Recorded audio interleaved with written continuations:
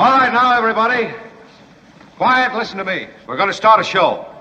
Now, some of you people have been with me before. You know it's going to be a tough grind. But we're going to have a show.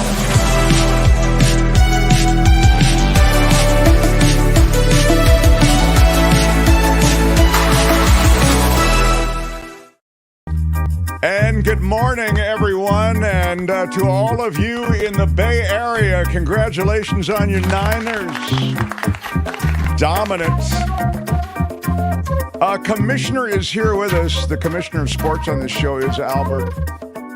And Albert, you got to admit, very early on in the game, you might have been concerned. Albert, thank you. Am I right? I mean, there was a little... No concern. No concern from the commish. You didn't feel like Purdy had to settle in a little bit, like a little wide with some passes early on, commish? Well, it's comparing to what we used to have. I didn't worry about it because I completely believe in Brock Purdy. So, and he believes in the Purdiness of Brock. Brock Purdy again. If you're just joining us, quarterback of the Niners, a great story. But best first name in sports with Brock, because Rock is part of the first name. But not a strong last name, got to say, for sports. But he is a terrific story, and great to see the Niners dominant. Debo, insane. Kim is here also today, by the way. Kim, how are you? Yeah, Kim, how are you? I'm good. I watched a little bit of the Nikki Maduro show this morning. Yeah. They have a raffle going there, which is very clever. I thought, wait a minute, why didn't we think of a raffle? Albert, It's a great way to fundraise. They're giving away something. It's like a secret thing they're giving away on that show. All Nikki's favorite things. It's like the Oprah's favorite things. It's Nikki's favorite Oh, that's things. Cool. That's a cool idea. Yeah. I know what would be in your box of favorite things. What's that? The Coachella Valley coffee would be in there. Yes. How are you? Why Are You Yelling Red in there from Tenuta Vineyards. I think that's actually a really good idea. Maybe we'll do one too, inspired by Nikki. Throw a Mark Thompson mug in there. Maybe a maybe jacket, one of our Niners, Jim Slayton, by the way, gives us a $5 super sticker for the Niners. Shout out to Jim Slayton. And I like that idea, Kim. I like how you're thinking. $20. Let's start the Friday show with some funds. Yeah. End the week with a smile, says Rod Jameson. Yeah, that's nice. Hit us with a 20, Rod. Big shout out. Big shout out. Thank you so much. Thank you so much. Rod, thank you. And you're right. We're crowdfunded. We'll mention it up front. Without you, we go away. So we're always looking for cool ways to raise money. And I just thought that their idea on the morning show, that Nikki Maduro show, is very clever. Yeah. We have a free thing for you. That's not going to help us raise money. But starting Monday, I'll be giving you an email address because they're doing this secret thing for the special favorite thing box for the 1-year anniversary. So we're trying to figure out something to involve the audience for our 1-year anniversary, which is coming up. They're roughly consistent, roughly the same time. And we decided to do a listener and viewer call-in shout-out kind of thing. We've got to come up with a better name than that. That's the working title, all right? And what people will do is they'll send us audio greetings and they'll send us video greetings. Doesn't have to be, can be one or the other. If you don't want to be on camera, you don't know how to work it, or if it's just easier, just to, by now everybody can just do a selfie and a little selfie video, and you send it to us, and I will give you that email address, and then we will put that stuff all together, and then throughout our anniversary week, which is coming up in October, and October is coming up, we will share all of those. So that's the plan here. Now, that'll be free. You can do that for free. We'll also do a meetup, a 1-year anniversary meetup, and we'll do our normal thing where we limit it to just 20 people. And I'll give you more information on that in the days ahead, too. Probably Monday, I'll tell you about that as well. So there's a lot happening on Monday, but there's even more arguably happening today. The Mark Thompson Show. Because there are major revelations. Welcome to the United States of corruption. We kind of hide our corruption a little bit in the government and in laws that are loosely enforced when it comes to influence peddling and it comes to receiving favors. You've seen certain members of our government completely sheltered by any sort of ethical standard and legal standard that one might consider. Witness Clarence Thomas, right? And I'll get to Clarence Thomas in a moment. But there are certain points in our governmental arrangement, even as loose as it is, with the institutionalized corruption associated, like, for example, if you want to run for office, you can set up a foundation, and then campaign funds can be used to, through the foundation, then pay off your wife, your kids, your friends, etc. I mean, I understand that our campaign laws are stringent in some ways, but in other ways, they really just do foster self-dealing, okay? So when finally the long arm of the law does find its way to a corrupt politician, it is a great day. And that has happened, that great day, today. It's featured in Law and Disorder. In the criminal justice system, the people pimps, addicts, thieves, bums, winos, girls who can't keep an address, and men who don't care are represented by two separate yet equally important groups. A cop, a flatfoot, a bull, a dick, John Law. You're the fuzz, the heat, you're poison, you're trouble, you're bad news. These are their stories. Yes, welcome to the United States of corruption. We have everything from Supreme Court justices that are completely on the take to senators who occasionally go a little too far. And Democratic Senator Robert Menendez is one of those senators, now indicted on federal corruption charges. What? Yes. It's funny, I was just reading this indictment, and they have a picture of gold bars. It's crazy. And Kim is right. Gold bars, part of the payoffs that the government alleges Bob Menendez, I call him Bob, he is alleged to have taken gold bars along with hundreds of thousands of dollars in cash. And by the way, he kept that cash because one might like to keep the cash and not put it in the bank because it's more traceable if you put it in the bank. He kept that cash in a bunch of jackets that had his name on it. So when they actually went in with a search warrant, there's all this cash and gold bars and a luxury vehicle. And it was like a huge crime scene there at the Menendez household. And by the way, it was the whole household involved. Not just Bob, but his wife was involved as well. What? Yes. There's the gold bars. Yeah. It's There's the money in the jackets. Best kind of bribe, everyone. Cash, money.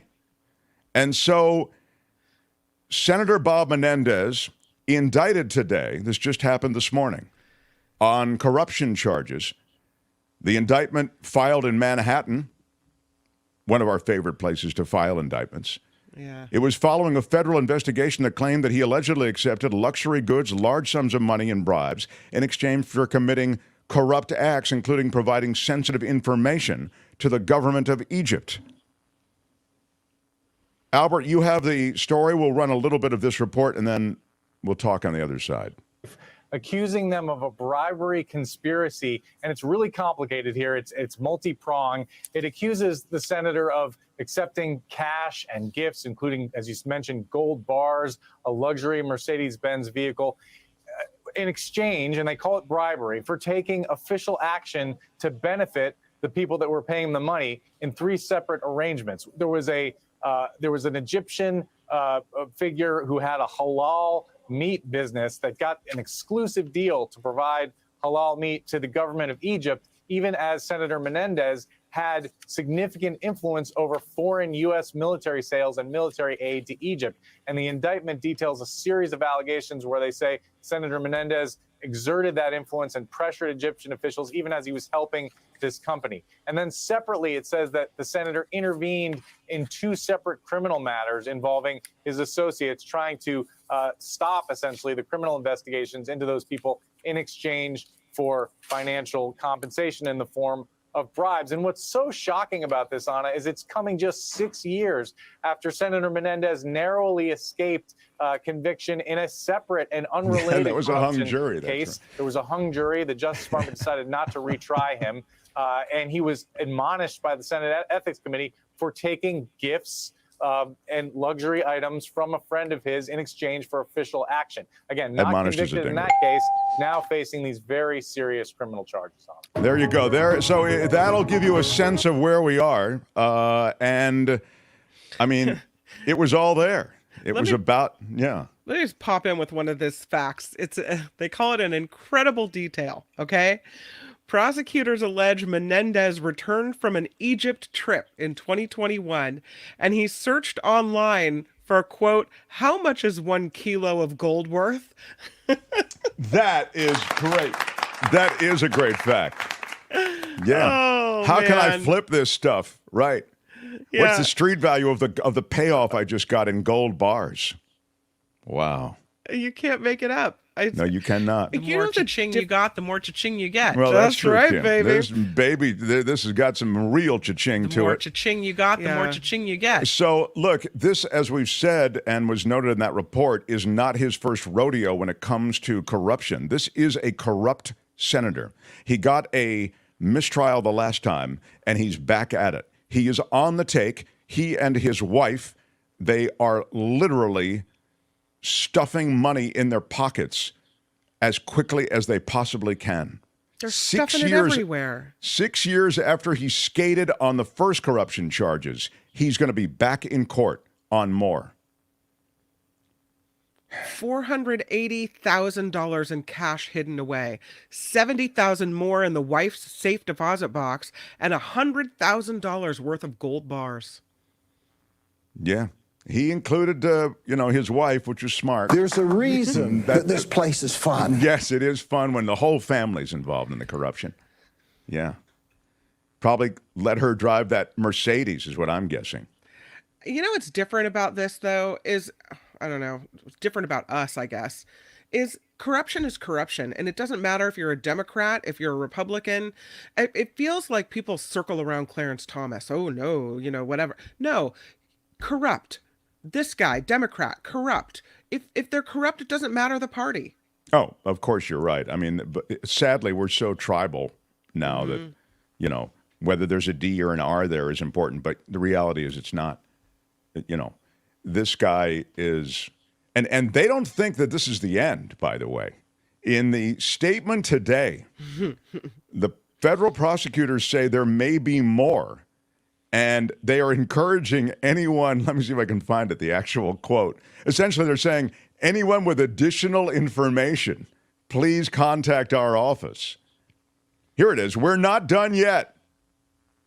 Encouraging anyone with more information to come forward.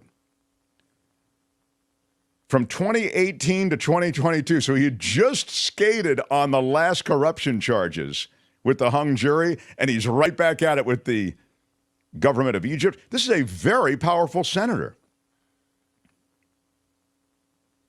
Bribes that got, as we said, the whole family involved and included compensation for a low or no-show job.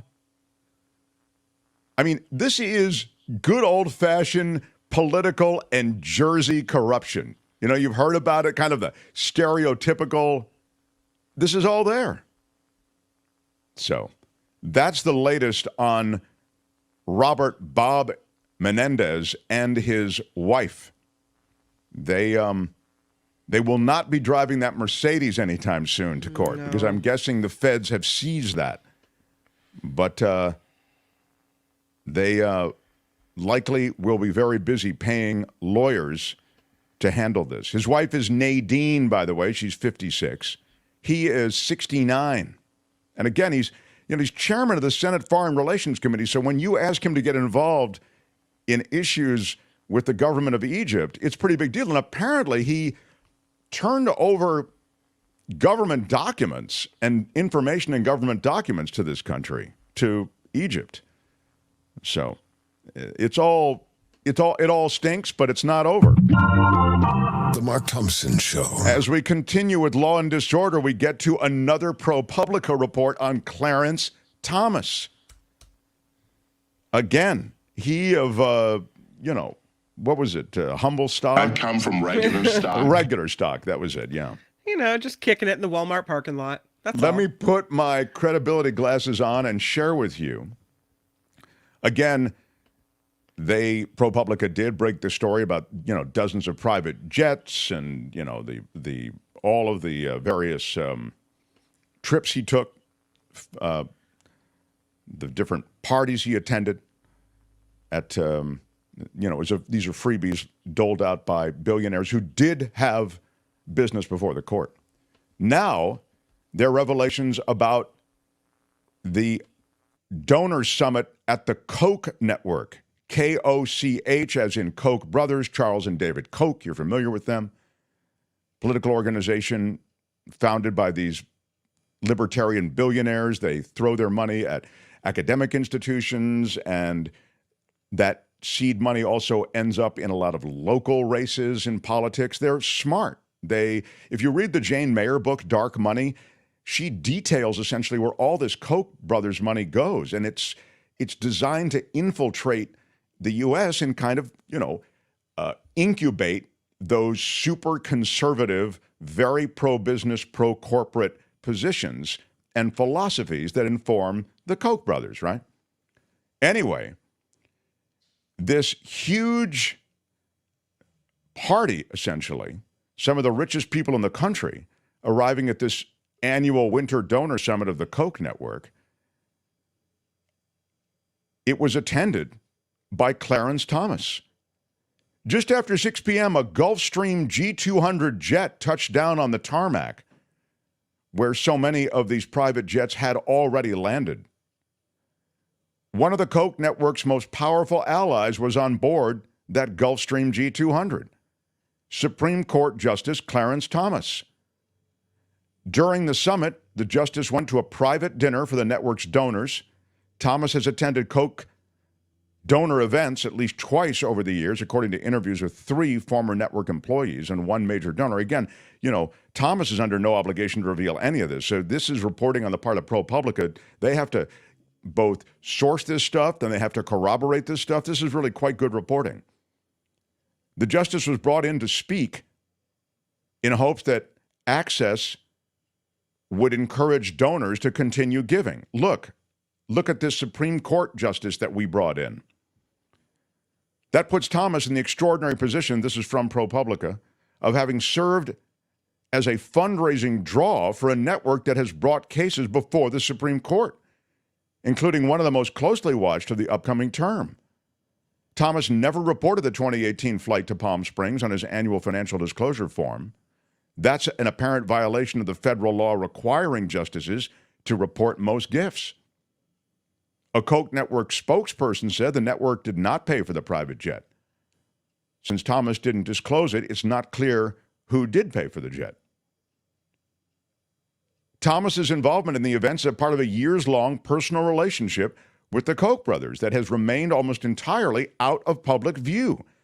It developed over years of trips to the Bohemian Grove. That's that all-men's retreat. It's in Marin, or where it's in the Bohemian Grove it's right north of San Francisco, right, where they have this.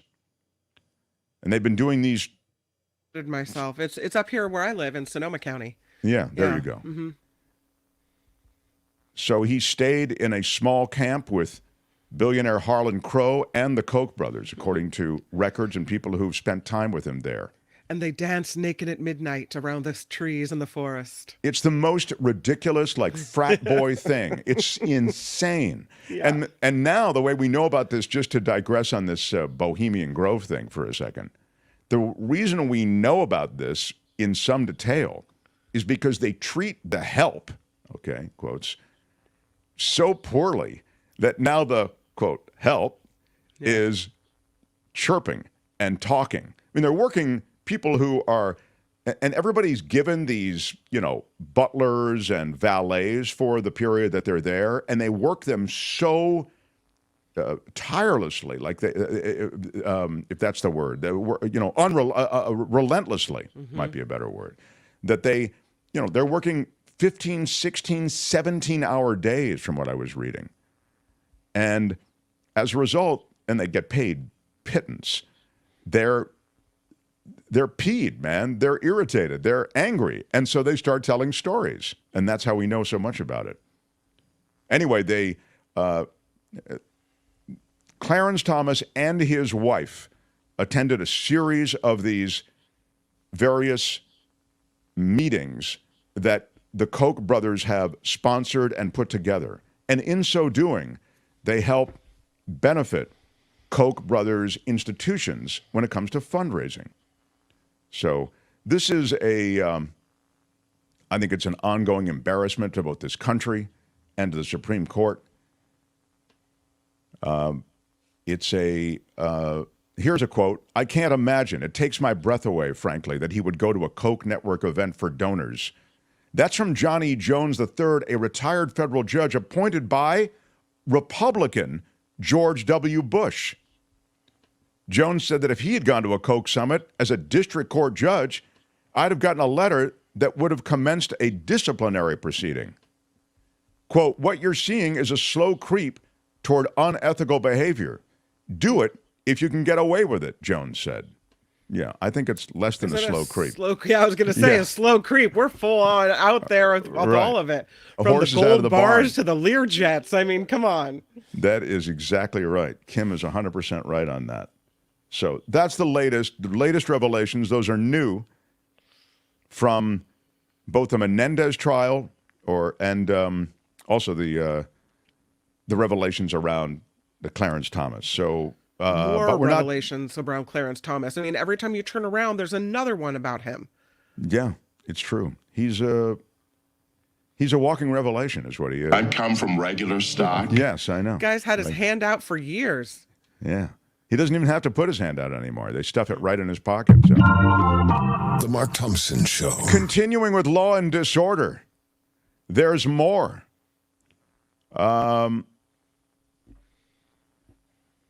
Biden has named Harris. He's given her a new job. He's named her as the first federal gun violence prevention leader. He set up again, it's designed to target homicides in certain areas that primarily Black and Latino communities. Like a task force? Yeah, task force. Yeah. Thank you. That's exactly what it is. And it'll be overseen by Kamala Harris. I'm laughing because, man, they do not give, I'm not a huge Kamala Harris fan.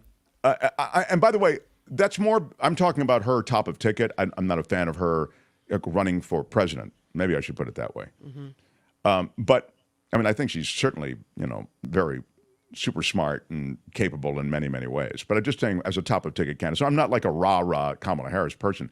But I will say she has they put the worst crap on her plate ever since she got to Washington as vice president for Biden. They have given her the border crisis. The border crisis, are you kidding?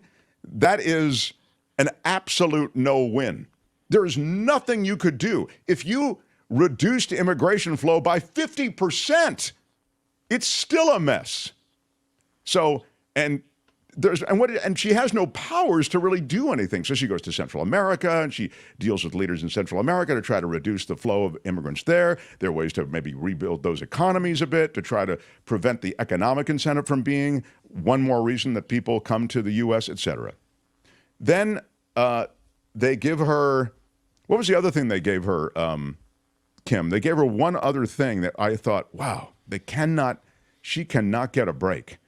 They got gun violence, immigration. Wasn't that it? Was there one other? No, there's one other. It's something like, I forget what it is. But now it's gun violence. Here we have this problem with gun violence. You can't do anything. You can't, if you do anything, the Second Amendment people come at you, and there are a lot of them.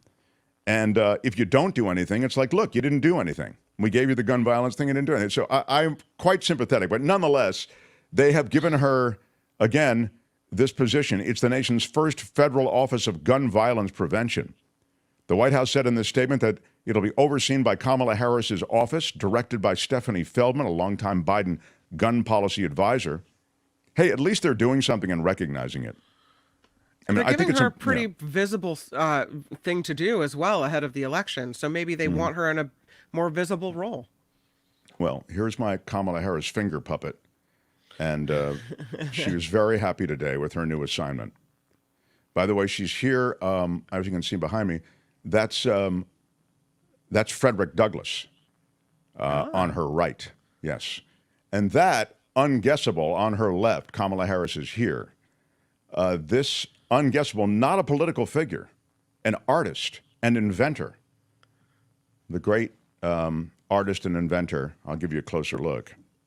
So this is Kamala, and this is, if you guessed Leonardo da Vinci, you get points today. Yes, They're anyway. kind of cool puppets. Maybe for the year anniversary, we should have a Mark Thompson puppet show. Maybe we will. And you know something, you make a good point. If I had a little box of Mark's favorite things, a Leonardo da Vinci finger puppet and a Kamala Harris finger puppet would be in there. Yeah, yeah. Do you think finger puppets are a bad gift to give a young person like 11 years old, 10 years old for a birthday? I mean, finger puppets are really for everyone, but you are getting Thank you. past the point of little kid gifts, you know? They're more I into see. electronics now, so they might open the Oh. finger puppets and go, huh. Unless you had someone like, if you gave Julia a Ruth Bader Ginsburg puppet, Well, then she would have dug it. But thank you. If they're into a certain person, then maybe the I puppet see. would be cool. I'm gonna say no on that. Well, I'll tell you why I gave her a game which she loved. Okay. My friends, and she was playing the game she was like, you couldn't stop playing the game. So she was clearly into the game. It's not an electronic game. It was another kind of game. Okay. And I gave her a finger puppet, a Harriet Tubman finger puppet, everybody. And it's not often seen. So, yeah, it was a very woke birthday party. How did the Harriet Tubman gift go over? I don't know. I kind of threw it in as an added thing. It was mostly about the game. Okay. But I will say that when I went back over to the house, they did have the Harriet Tubman finger puppet out when I visited. Okay. But I later thought maybe they just put it out because they knew I was coming over. You know what I mean? It's a possibility. It seems like that might be the more likely scenario. But anyway, that in the disorder of American cities and rural communities, gun violence is a real thing. And so now Kamala Harris will head up that office to try to do something about it. That's Law and Disorder for today. Tune in again next time for more Law and Disorder on The Mark Thompson Show. All right, that's it. Let's roll. Hey, let's be careful out there. It is our Friday show. Friday brings Florida into our mix. If you're new, we do an entire segment called Friday Fabulous Florida.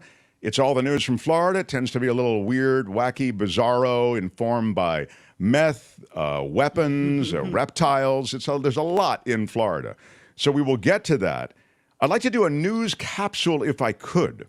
Okay. Then we'll welcome in fabulous producer John Daly, and Albert has curated Florida. How, on a 10 scale, Albert, what would you say it is today, please? See, if I set the bar too high and it's not that great, it's not Albert, going to thank be. you. I All think right, it's a solid like a 7.5 to 8. Oh, just based okay. off the headlines. I Okay, think good. All right. It's a headline week. All right.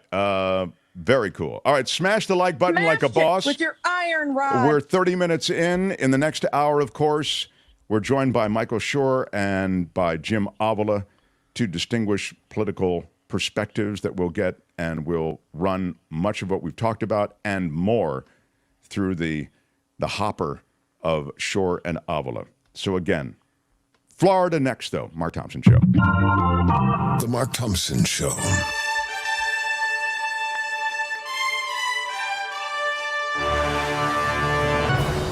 On the Mark Thompson Show, I'm Kim McAllister. Let's get to the UAW because they are now on strike from California to Pennsylvania. United Auto Workers President Shawn Fain called for workers to hit the picket lines today in 20 states, targeting GM and Stellantis parts suppliers. Fain said the union is not calling additional strikes at Ford since the company has proven it is serious about reaching a deal. You don't mess around with the UAW, man. They're going to come for you. New Jersey Senator, as Mark mentioned, Bob Menendez, he's calling these bribery charges against him a big smear campaign. It's a witch hunt. It's a witch hunt. They're trying to smear me. Why were there gold bars in your safe? Wait, it's a witch hunt. Yeah. The couple are I've never seen those gold bars, Your Honor.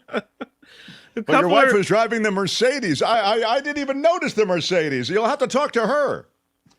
The couple accused of accepting money and gifts in exchange for helping 3 New Jersey businessmen. Menendez said in a statement he expects the matter will be successfully resolved. It's not enough gold bars to resolve this one, pal. To be fair, he skated once on the last corruption, so he might skate again. Sayonara, sucker. Yeah, I don't know. I mean, maybe he's got the payoff money going on. Who knows? Oh, allegedly, Kim. Of course, allegedly. Wow. Okay. I got in trouble from a listener yesterday because I said Congress wasn't doing its job, and the listener was upset that I didn't say the Republican Congress people instead of like just a blanket statement. Oh, that's about closing the government. Yeah, I'm sorry. You're right. Yeah, it's true. So, do you feel that you want to apologize to the Asian community at all, or they weren't singled out? I guess. Apologize to and the I Mark wanted Thompson to apologize show community. to the Asian community, the Asian American community. Okay. Right. Yeah. My bad. I'm sorry. Okay. Yeah. Moving on. Republican presidential hopeful Nikki Haley is unveiling her economic plan. It includes getting rid of the federal gas and diesel tax, cutting middle-class taxes, and taking the federal government back to pre-COVID spending levels. The former South Carolina governor also promising to protect Social Security and Medicare if she is elected president. In New York yesterday, we talked about this on the show, this horrible bus crash that more than a dozen New York high school students and 2 adults still hospitalized after this deadly bus crash. 2 adults were killed in yesterday's accident. Officials say the chartered bus was carrying a high school marching band to band camp in Pennsylvania when it apparently blew a tire and plunged down a highway embankment. Pretty scary situation there. A Southern California district attorney is criticizing Los Angeles County District Attorney George Gascon for not seeking the death penalty against the man accused of murdering a Los Angeles County Sheriff's deputy. On Wednesday, Gascon charged the man with murder, announcing he'd be seeking the penalty of life in prison without the possibility of parole. But this DA who's criticizing says the death penalty does still exist in California, and state law still allows prosecutors to seek it if a law enforcement officer is murdered. The suspect is accused of killing Deputy Ryan Klickenbroomer in an ambush shooting in Palmdale last weekend. And lastly, a 7-year NASA mission ends on Sunday when a capsule parachutes into the Utah desert carrying samples collected from an asteroid named Bennu. OSIRIS-REx launched in 2016, then it orbited the asteroid Bennu for nearly 2 years. Principal investigator Dante Loretta says the probe quickly touched Bennu, collected an 8-ounce sample of the asteroid, and it has spent 3 years now making its way back to Earth. The sample is expected to help scientists understand how planets formed in the earliest days of the universe. That's pretty impressive. Science is a pretty impressive thing. Yeah. I mean, they somehow did that's math, man. They had to know, how to triangulate, send it out, intercept. They landed on an asteroid. Yes. Come on. I mean, that is, I think that's just so impressive. That's some pretty cool stuff. This report is crowdfunded, and that means fantastic. Okay, yeah, that's not one. We're not landing on asteroids over here in the Mark Thompson Show, but we're doing some good work, right? I think so. The science is ridiculous. I know. Yeah.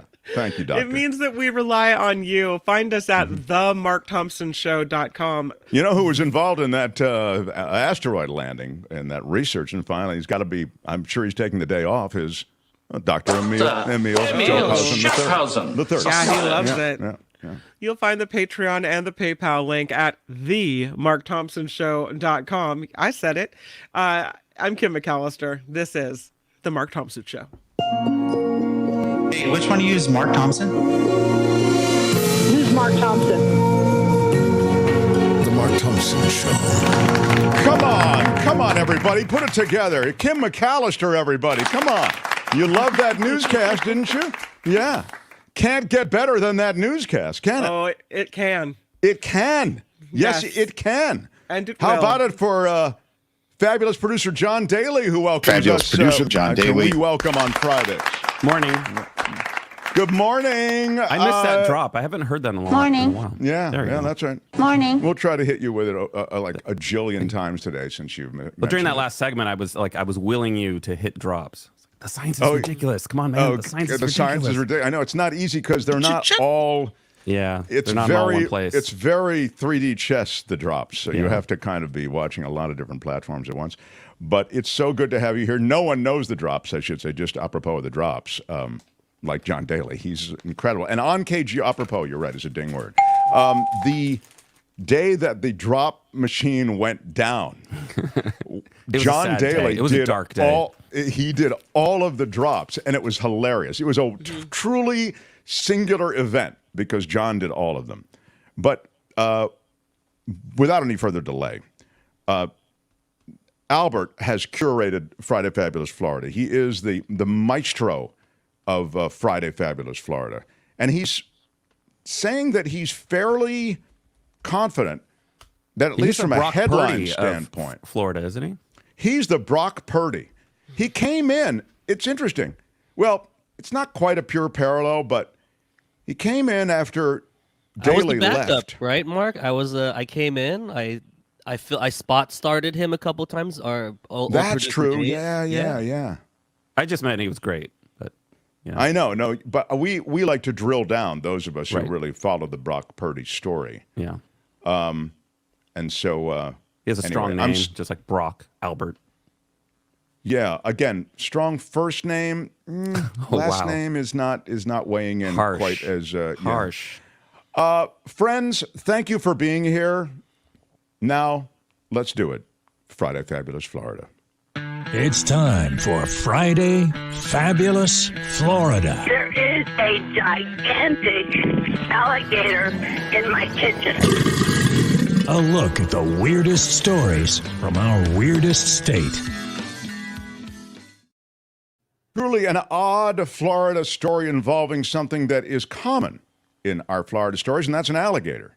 Florida woman. We start strong. Kim's on board.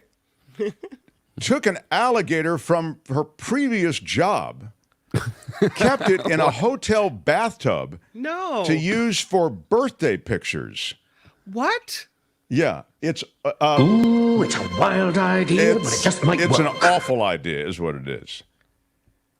She told authorities she, quote, borrowed the alligator from Croc Encounters in Tampa. There's a picture of it. And she kept it alive in a hotel bathtub. It looks like a tiny little guy. It's tiny. That water is chlorinated. I mean, just for starters, it shouldn't be in a bathtub anyway. But I mean, it's not, this is just, when stupid meets opportunity, this is what you end up with.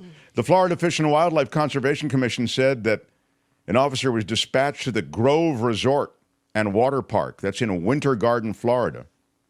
The Orange County Sheriff's Office requested help with a young alligator 2 feet long.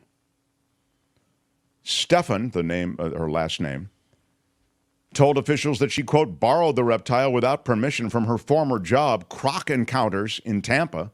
That's stealing. To take pictures with it for her birthday. She took the alligator by entering the facility before it opened, using the keys that she still had in her possession. She then made the drive back to the hotel with the gator, put it in water in the bathtub. And it's unclear who originally called in the report to, probably housekeeping. Well, I was thinking housekeeping, but there's a gator in the tub. I need more towels here, but ignore the bathroom. Just do the bed.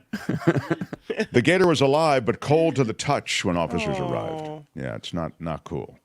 Well, and I think her former job needs a better, and they need better protocols. Boy, you're not kidding. Get those keys back. Get those keys when you, when you say goodbye. We have processes and protocols and standards. You need to upgrade them. What do you can't mean be birthday pictures? What? I mean, what kind of birthday pictures are those? What are you doing with how is it you with in your birthday suit with a crocodile? Are you got a hat on? Is it for a kid's birthday or her birthday? Weird. Yeah. You have a lot of questions and all of them are good. An 82-year-old from North Fort Myers. This guy had to fight off an intruder inside his home in the Suncoast Estates. When intruders make it into the Suncoast Estates, I thought that was you know supposed to the be a U.S. nice is in area. trouble. Yeah. Ronald Lucas said he heard a loud bang. He had to fight off this intruder with his cane. Ooh. He thought it was the roofers when he first heard this loud bang. He went outside. He watched the intruder walk up his porch steps and enter his home. There he is. Do you want to hear from him, Albert, or should I just read his quote? I think you just read it off. He says, I backed him all the way out. I kept knocking him. Finally, I hit him so hard, he fell all the way down the steps and hit the rocks. Good. And that's when I came at him with the cane again. Lucas said he didn't stop there. With your iron rod. He didn't stop there. What? He kept hitting him all the way down Laurel Lane. He chased him down Laurel Lane with the cane. That's some stamina right there.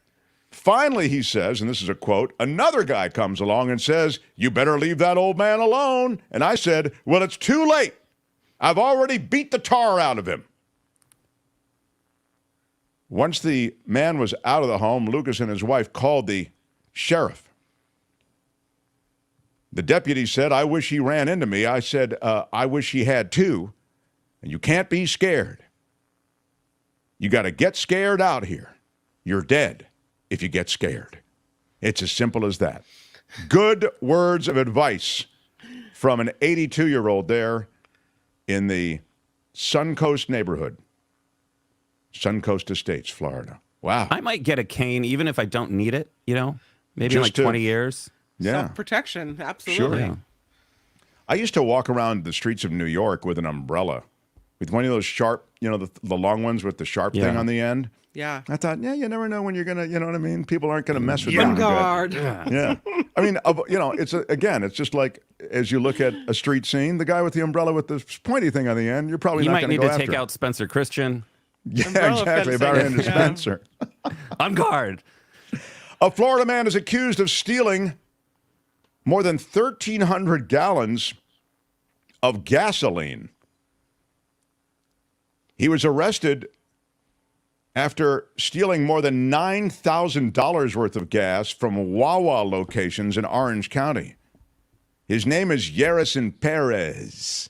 He had a gas stealing operation going on. Interesting neck thing going on. He's got some neck ink, I'll give you that. He's got an eye right on his Adam's apple. That has to be weird every time you swallow, right? I think that's the idea. Oh. That every time you swallow, you get winked at by that inked-in eye. It is weird when a relatively attractive person has really ugly tattoos. No, on you're their right. face He's a or on their good-looking neck. dude. It's like, dude, you had so much going for you. Yeah. Maybe he felt, I've got too much going for me. I want to turn down the handsome a little bit. So I'm going to distract from it with this neck tattoo. Anyway, he had this plan, and he stole gas from 3 separate Wawa locations. At least 1,300 gallons of fuel stolen, totaling more than $9,000 in value. It's How do you carry that much gas away? Well, he apparently, and they have pictures, I guess, to kind of back this up. Law enforcement was on his trail. I think you pull up one of, a car that looks, kind of like a regular car, but it's actually a huge, I think Gas this is how it's tank? done. Yeah, big driving gas tank. And he did it at 3 different locations, as said. Or you steal a tanker truck. I mean, it is Florida. No, that's true, too. Might have done it that way. They don't specify his actual MO, as they say. But they got him now. A Florida man is arrested after panhandling. And there's no, by the way, illegality in panhandling. But I guess after he was panhandling, he forgot one thing. His stolen truck, everybody. His truck. And so this 43-year-old Florida man was arrested. He pulled into a store to panhandle, but forgot his stolen truck when he left the store. Looks like a nice guy. Keith Brian Taylor, 43 years old, charged with grand theft of a motor vehicle. Again, panhandling's cool. Grand theft, not so much. Got a nice smile, you know. Yeah, as I say, he looks good. Yeah. Florida man steals an Alabama ambulance from Taco Bell. That's right. The 31-year-old Florida man apparently wanted to make a run for the border. I get it. But he needed a vehicle to do it, and why not grab an ambulance? I mean, you can get there in a hurry if you can light up those lights on top and that siren. Or if they're leaving it running, like we've seen. Yeah, don't understand it. Unlocked ambulance parked at a Taco Bell. His joyride didn't last long. Oh, Police found the stolen ambulance a short time later. There he is. Bradley Hereford. Man, looks like he's a... What he's got going here is a situation. It looks like he needs an ambulance. He doesn't look like he's having a great day. No. Through surveillance video from the restaurant, police were able to identify him as Bradley Paul Hereford. And he was transported, not by ambulance, but by police car, to the Butler County Jail. He has a nice name. If he had a, but if he had a British accent, he could go places. You know what I mean? Hello, Bradley Hereford. Yes. I wonder. Yes. Yeah. Just Yes, leave your yes. ambulance right out there. We'll keep an eye on it for thank you. Amazon driver is now in, quote, very serious condition after a rattlesnake bite in Florida. A woman delivering packages for Amazon seriously injured when a rattlesnake bit her at a residence in Palm City. She was transported to the hospital where she is in very serious condition. It's an eastern diamondback rattlesnake coiled up near the front door of the location. And then suddenly it struck as the driver put the package down. The driver, not identified, bitten in the back of the leg, just above the knee. Wow. She immediately became ill, apparently. She called 911. Dispatchers used her cell phone GPS coordinates to find her. And she is now, as we say, in the hospital. The sheriff's department notes that the eastern diamondback rattlesnake is a highly venomous rattlesnake and common to that area. Oh. The Amazon people say that they are thinking of the driver. Our thoughts are with her, and we hope for a full recovery. Yikes. Florida's So kind she of can like get our back own, on her route. Right. Florida's like our own little Australia. Yeah. It is. Things that can And there are a lot kill of, you. to be fair, there are a lot of invasive species. I mean, the boas, we've talked about the invasive species there. It's insane. But you know, add how the people in, you've got Australia. Yeah. Time is running out for the winner of that $1.5 billion Florida Mega Millions ticket. If you want to claim it, you're running out of time in Florida. We have a few Florida viewers and listeners. $1.58 billion is what the Mega Millions jackpot ticket is worth. It was sold in Florida in July. According to Florida lottery rules, winners have 180 days from the drawing date to claim their prize with that annual payment option. They have plenty of time. They're still setting up their LLC and doing all that stuff. Those wishing to get the cash option have to claim it within 60 days. So you're out of the cash option game. Oh. Now you're on annual payment. They might be busy setting up their meth lab. They probably don't even realize they bought the ticket. They have until October 7th to claim the cash. Oh, yeah, that is coming up. They better get on the stick. Yeah. Can you imagine if you missed the deadline and then you noticed a couple days later that you won $1.5 billion? Yeah, that would be a bad day. I guess.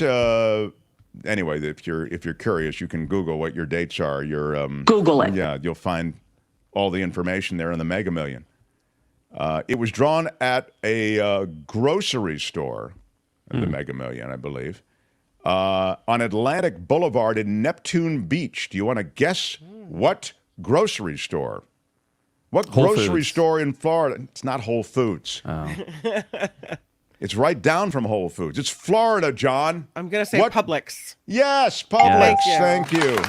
There are Whole Foods in Florida. I have them all mapped out. Okay. A Florida woman allegedly attacked 2 people at a pool for doing, quote, inappropriate stretches. What? Florida deputies say that a woman allegedly attacked 2 people at a pool for doing stretches that she thought were inappropriate. The downward dog? What were they? What's happening what are by these the like? pool there? Morning. Are they like Kegel exercises? Well, let's find out. Amanda Ferragamo, 41, was arrested in Sumter County, Florida, after this incident early on Sunday morning. A female victim of this attack told deputies that she and the male victim were doing stretches when Ferragamo smacked and shoved them. Accused them both of doing, quote, inappropriate activities, began to shove and smack them across the face. The female victim had a red mark on her face indicating that she was hit, and the male was hit as well. This is not good. Wait, were they into it? I mean, if they How were consenting. dare you, John? No. If they were Go to consenting. that dark place. She's very proud. Look at her.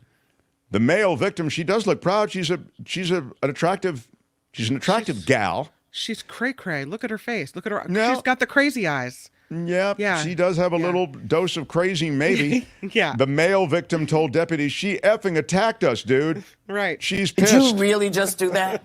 Yeah, there you go. Anyway, she's cooling her heels in the Sumter Sheriff's Office. She looks like she could be Quagmire's sister. You know the character on Family Guy? Giggity. Giggity. Oh, yeah. Yeah, she got the chin on her. Yeah, you're right. That's true. That's a very good grab, John Daly. Giggity. What is in the chat as the potential favorite? And then I'll review everything, Albert. Oh, Albert? No. Well, let me review everything now. Ooh, I got it. I got it up now. Sorry. Oh, you got it. Gator Okay. Party, 82-year-old beatdown, stolen Taco Bell ambulance, and inappropriate stretching are our options. You can, Albert, thank you. You can vote on all of those in the chat now.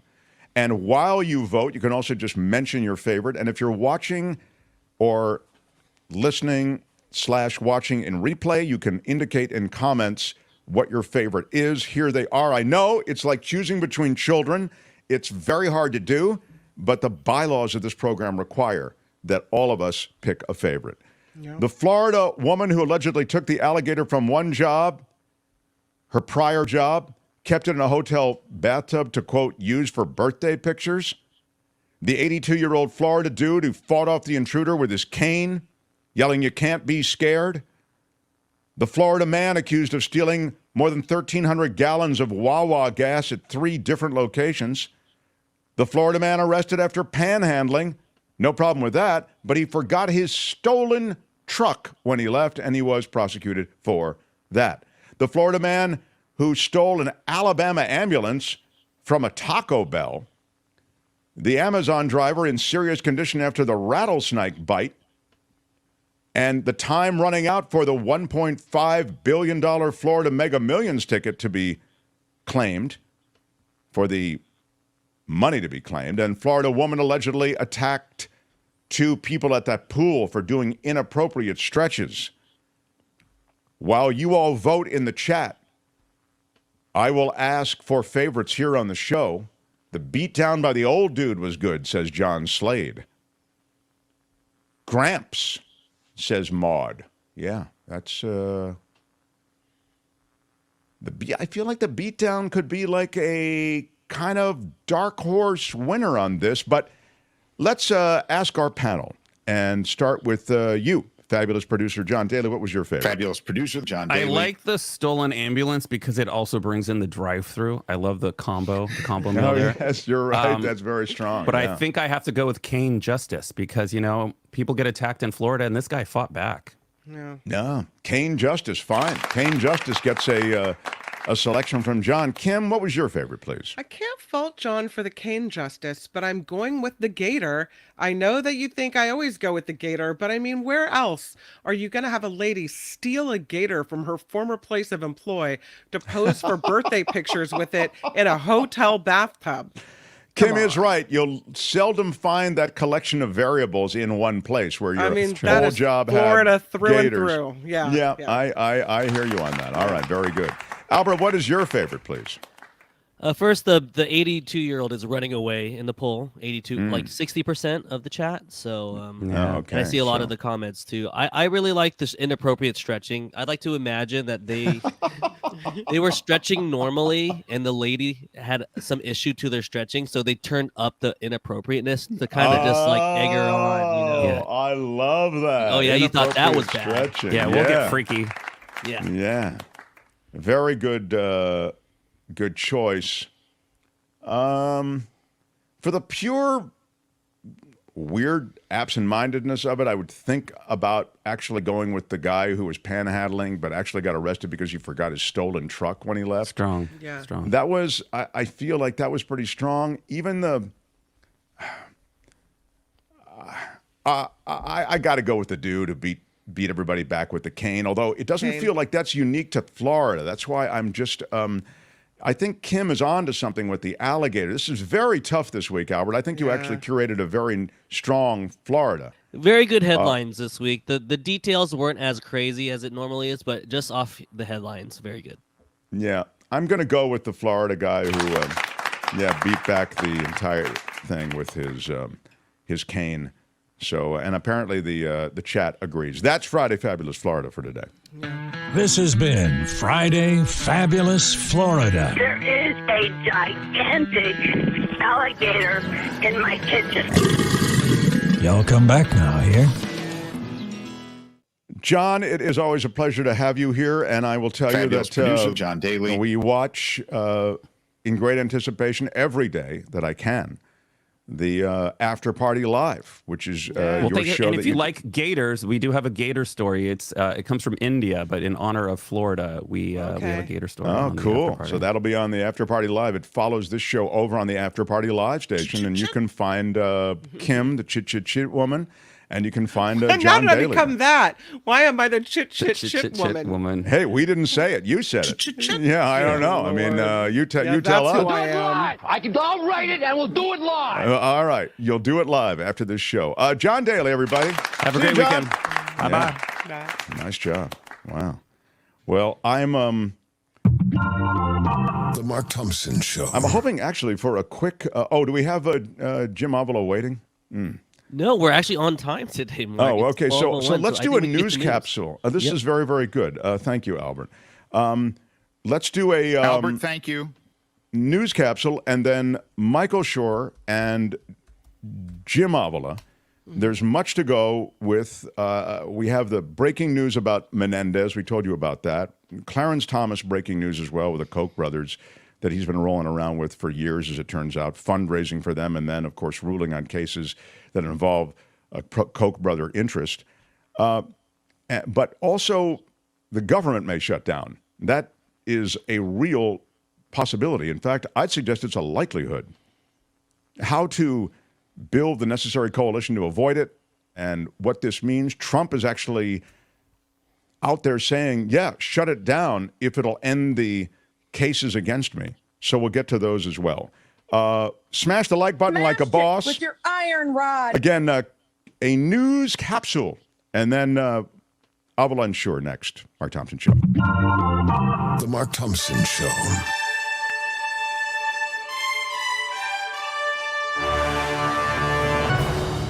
On the Mark Thompson Show, I'm Kim McAllister. The building where that deadly Parkland, Florida shooting happened is going to come down next summer. The school district provided an update this week saying Marjorie Stoneman Douglas High School's 1200 building will be demolished immediately after the current school year. City officials in El Paso and Eagle Pass, Texas, say they've got their hands full with thousands of migrants who have crossed over the border from Mexico in the last couple of days. Both cities are swamped with new arrivals as immigration officials release many of them into border towns. The next hearing in the Pentagon leaker case is today in Boston. Jack Teixeira, a Massachusetts Air National Guardsman, is accused of leaking sensitive Pentagon documents on social media. And he should have sold them the way Senator Menendez did. At least Menendez got gold bars, cash, and a car. Hey, get a few gold bars for your trouble. I'm telling you. Yeah. Cash in while you can. He did get money, as I recall, but I don't think he did as well as the senator. No, he didn't have the contacts, right? The right people to go to. You got to have all your ducks in a row. There's a new program in San Francisco trying to reward longtime drug users in their efforts to get clean. This is a pilot program, offers up to $600, well, $599 in gift cards to addicts if they can give up the drugs and stay clean. Nearly 24 patients are part of this program trying to kick their addiction to cocaine or meth. They are rewarded with the gift cards for every negative drug test. Officials say they're trying to rewire the brains of those addicted to stimulants by offering them financial gains in the forms of gift cards. Well, congratulations. Yeah. Here you go. 2 people are dead after a shooting at a car dealership. This happened in Albany in the East Bay. Police say a gunman fatally shot a woman at the Toyota of Berkeley Auto Center late yesterday morning. Responding officers ended up exchanging gunfire with the alleged shooter, who died in the exchange. Both the suspect and the victim died at the scene. What led up to that shooting at this point is unknown. There's a new gratuity policy from a South Bay restaurant, a peninsula restaurant, really, causing some online outage. The Vietnamese restaurant Pho Hanoi, I said it wrong. Pho Hanoi, there it is, in Cupertino, is raising some eyebrows. I thought you did a nice job, but if we can, And I wanted to apologize to the Asian community, the Asian American community. Yeah, exactly. Right. Just in case. They have this new thing they're doing. It's an automatic 18% tip on every check. Even if you're dining alone, 18% for you, 18% for you.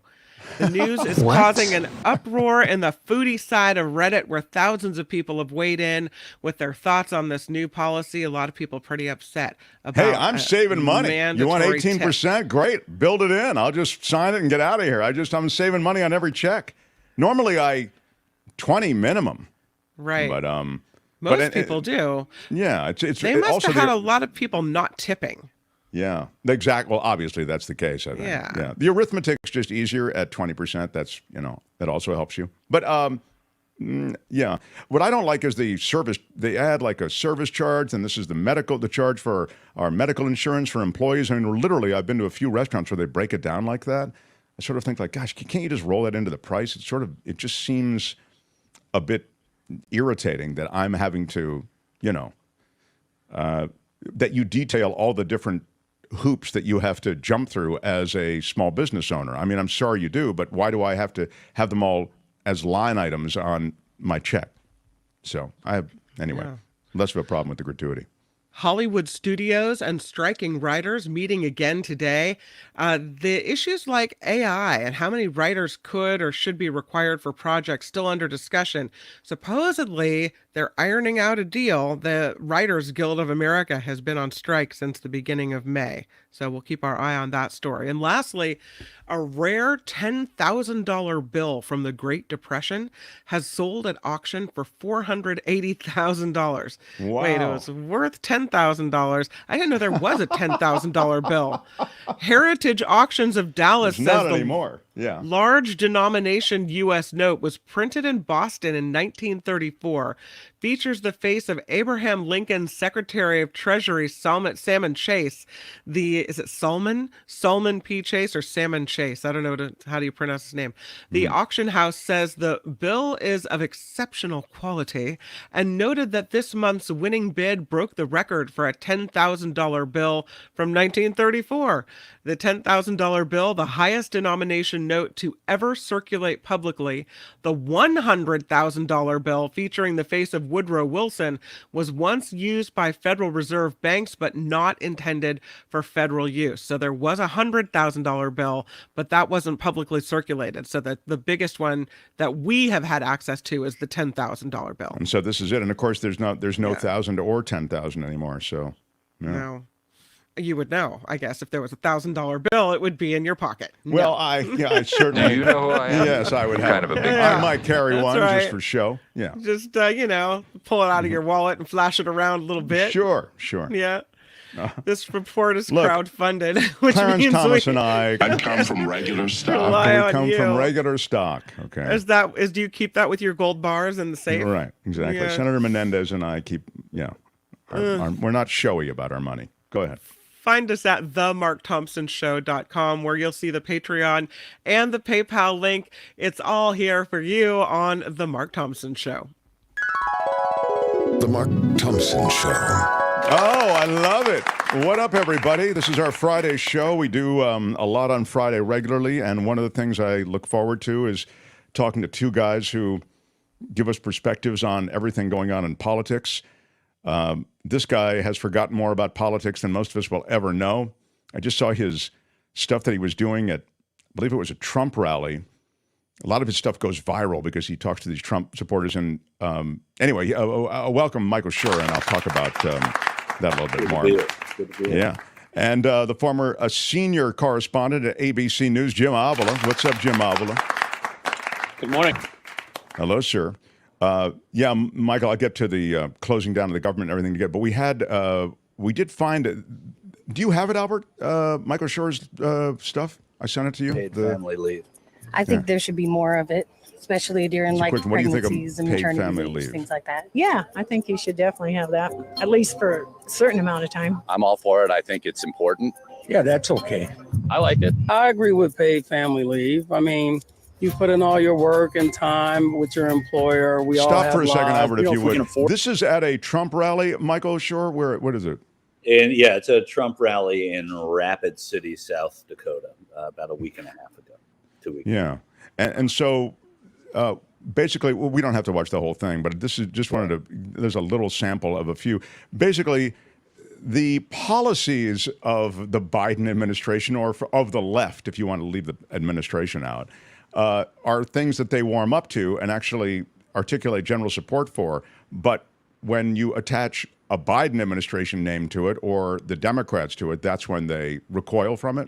Yeah, no question. And it's, that was to be illustrative of just that fact, the disconnect between their sycophant behavior toward Donald Trump and the notion that they could have any idea where the policies would land. And, also on minimum wage.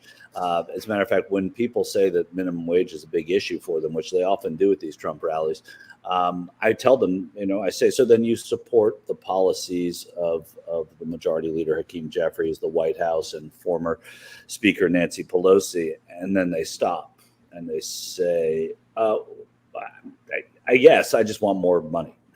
So, and that's of course not what but that's, that's, these people are not there because of policy. They're there. It is a cult of personality, which happens in history, but these responses often show you that. Yeah, it is. I think that's a great point. It's tribal, and there's a lot of other stuff they get from being in that community, I guess. Sycophancy, I think, is it? And there was something else you said that was also, I felt, I didn't say sycophancy. I just said sycophant. Oh, excuse me. Sorry, sycophant. Thank you. Do you remember the other thing you said that was dingworthy? I never know what I said. Okay, all right. Jim, what's happening on, you always talk me off the ledge when it comes to government shutdowns. Can you do it now? It really feels as though this is a very tough situation that Kevin McCarthy faces to save his own butt, to save his own position as a speaker, and then also to keep the government open. I mean, the deadline is next week. Mark, you're essentially asking Jim to talk you off the fiscal cliff, if I'm hearing you. Thank you. Very well, yeah. Right. Yes. Well, that's a thing too. Am I optimistic? What I'm optimistic about is that the Republican Party is imploding, okay? This is very damaging to them. Will cooler heads prevail in the end? I kind of think still that there's enough. There's still 5 people, right? This is 5 people on the right-wing craziness side who are doing this. Can Kevin McCarthy get past that by October 1st? I think you have the best case yet that he won't make it, that it won't happen. But realistically, you have to remember that shutting down the government hurts the very people that Republicans supposedly like and that are in there. This is not about welfare checks. This is not about those type of things. It's about Social Security, although that'll probably last for a little bit before those won't stop right away. But the military payments may stop. Things that we thought the Republican Party stood for, but now they haven't even passed the military spending bills at this point. So it's just so dysfunctional that it's really hard to tell, Mark, on my part. Maybe Michael has more insight in this, but it does seem to me that if ever there was going to be a shutdown for a couple weeks, it would be now. Michael? Yeah, I mean, I don't disagree. I also think that we knew in January when these speaker votes were happening that this kind of thing was eventually going to happen. You could project what it was that would take down Kevin McCarthy. Whether it happens now or not, it's going to be something like this. And Jim's right. This is the implosion of the Republican caucus on the House, but it also is a snapshot into where the Republican Party is right now as well. I mean, you're having these moderates that are kowtowing to the Freedom Caucus, but they're kowtowing to an extreme right position within the party because they believe that that's the most efficient way of getting things done. And it's going to undo McCarthy at some point. It seems like this might be when that happens, though I think the Freedom Caucus also knows that having McCarthy there to beat up once in a while and then having him facilitate what they want actually works for them right now. And it may, in fact, be their best position because they're going to get another speaker who may have a little more fortitude, a little more spine in pushing back against them. You have to also remember that Biden and McCarthy had a deal on this that was going to force this to be avoided. And in fact, McCarthy, in order to appease his caucus, is going to have to go against that deal and against the Democrats that he would need to pass it. So he's in a really tough spot. I don't think there are a lot of people that are crying for him, but he's in a very tough spot. Well, just at this point about not so much the deal, but sort of the pressure that he's enduring, McCarthy. Agolf Twitler says, Donald told them to shut down the government because he thinks it will help him fight his 91 felony charges, so they will shut it down. I don't know if that's the reason, although they are MAGA cultists. But my question would be, first of all, correct me if I'm wrong. You guys are just the guys to correct me if I'm wrong on this. But even if they shut the government down, Jack Smith's stuff doesn't get shut down. It really doesn't affect the 91 felony charges that he's facing. Trump is, whistling in the dark here. It doesn't affect Jack Smith in any way, and it certainly doesn't affect Georgia either. So, and the appropriations, yeah, exactly. And these things in the other states, especially, and also that presupposes the fact that Republicans, when they don't have to be on the record, many of them in that House caucus don't support Trump and don't want to see his success, but outwardly they have to in their districts and often with their caucus. So there's no sort of underhanded reason for many of them to want to help Donald Trump here, when they don't have to be on the record as doing it. So I don't believe that to be the case, but I think that it helps Trump to paint that picture. But it has, as Jim said, it has nothing to do with it. Really. It's funny that you guys note what Republicans say in the shadows, what they can say when they're not on the record. Because I'm noting this week that Rupert Murdoch is pushing away from Fox News Channel and Fox and from the Fox organization completely, turning it all over to his son Lachlan. But in all the reporting around Murdoch hated Trump. Murdoch thought Trump was a joke. He thought he was bad for the country. And this is Murdoch, who likely you couldn't find any agreement with, if you went policy by policy. But he was quite vocal about what he felt was the sort of the joke that was Donald Trump. This is pre-2016. So what he realized, though, was that his audience was picking up around this guy and that Trump was building significant momentum.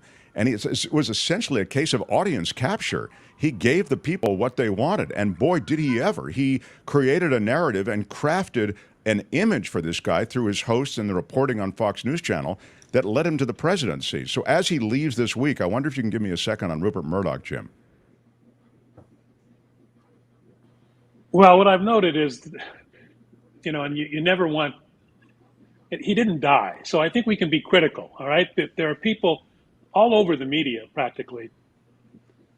There are exceptions, but there's been a lot of praise for this guy, as though he is some kind of media hero because he changed the landscape. There's no doubt that he changed the landscape, but he didn't change it in a positive way. I mean, if you flash back to before there was a Fox News, it was an insult for reporters to be called biased or left or right. That isn't the case anymore.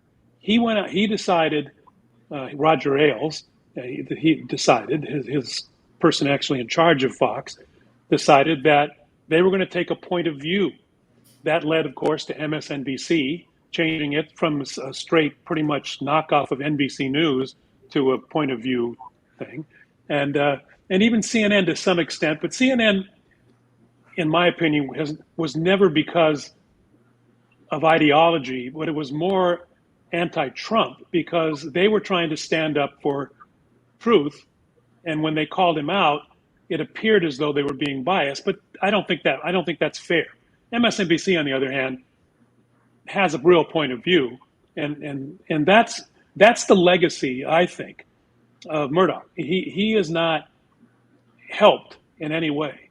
I'm getting my thoughts together on this. I'm going to write a column for this on Monday to kind of rebut some of the things that are going on in the right-wing press about what a great guy he was. He was a Fleet Street whore.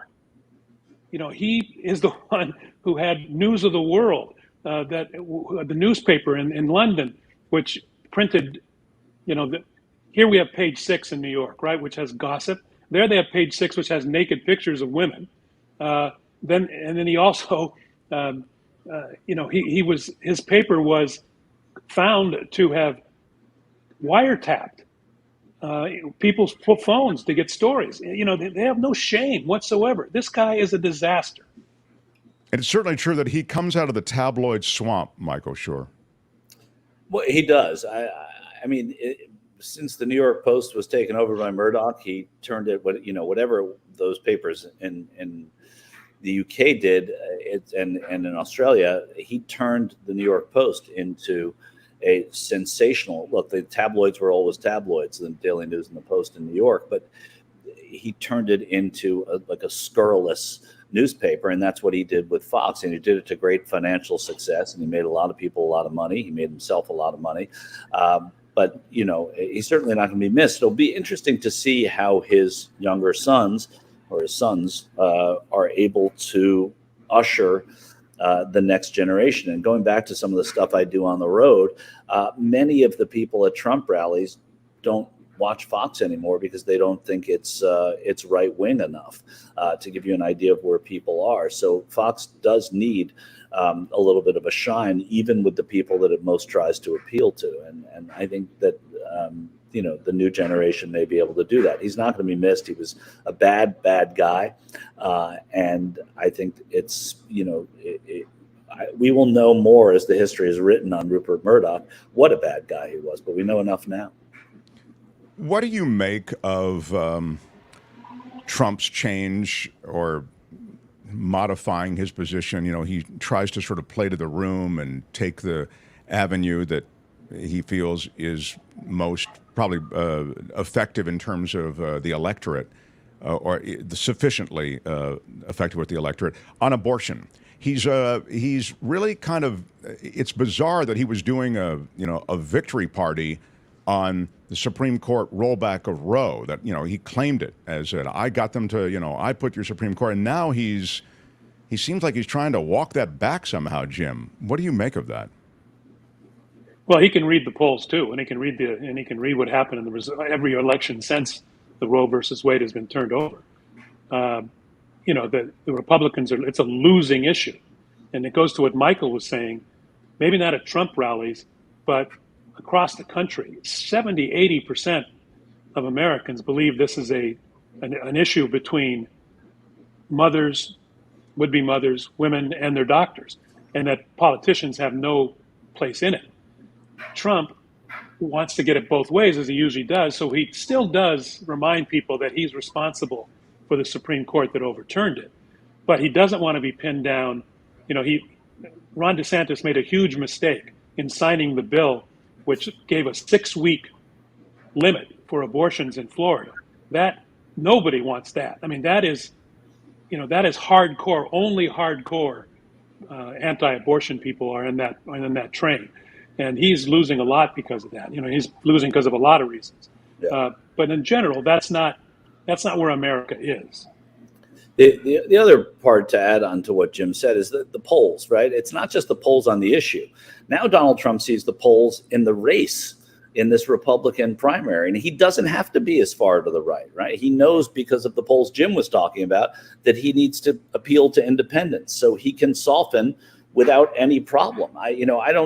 We could say, oh, Ron DeSantis made a mistake, or Nikki Haley did something great, or Vivek Ramaswamy's, that was really good for him. None of it matters. These people are not making a dent into Trump.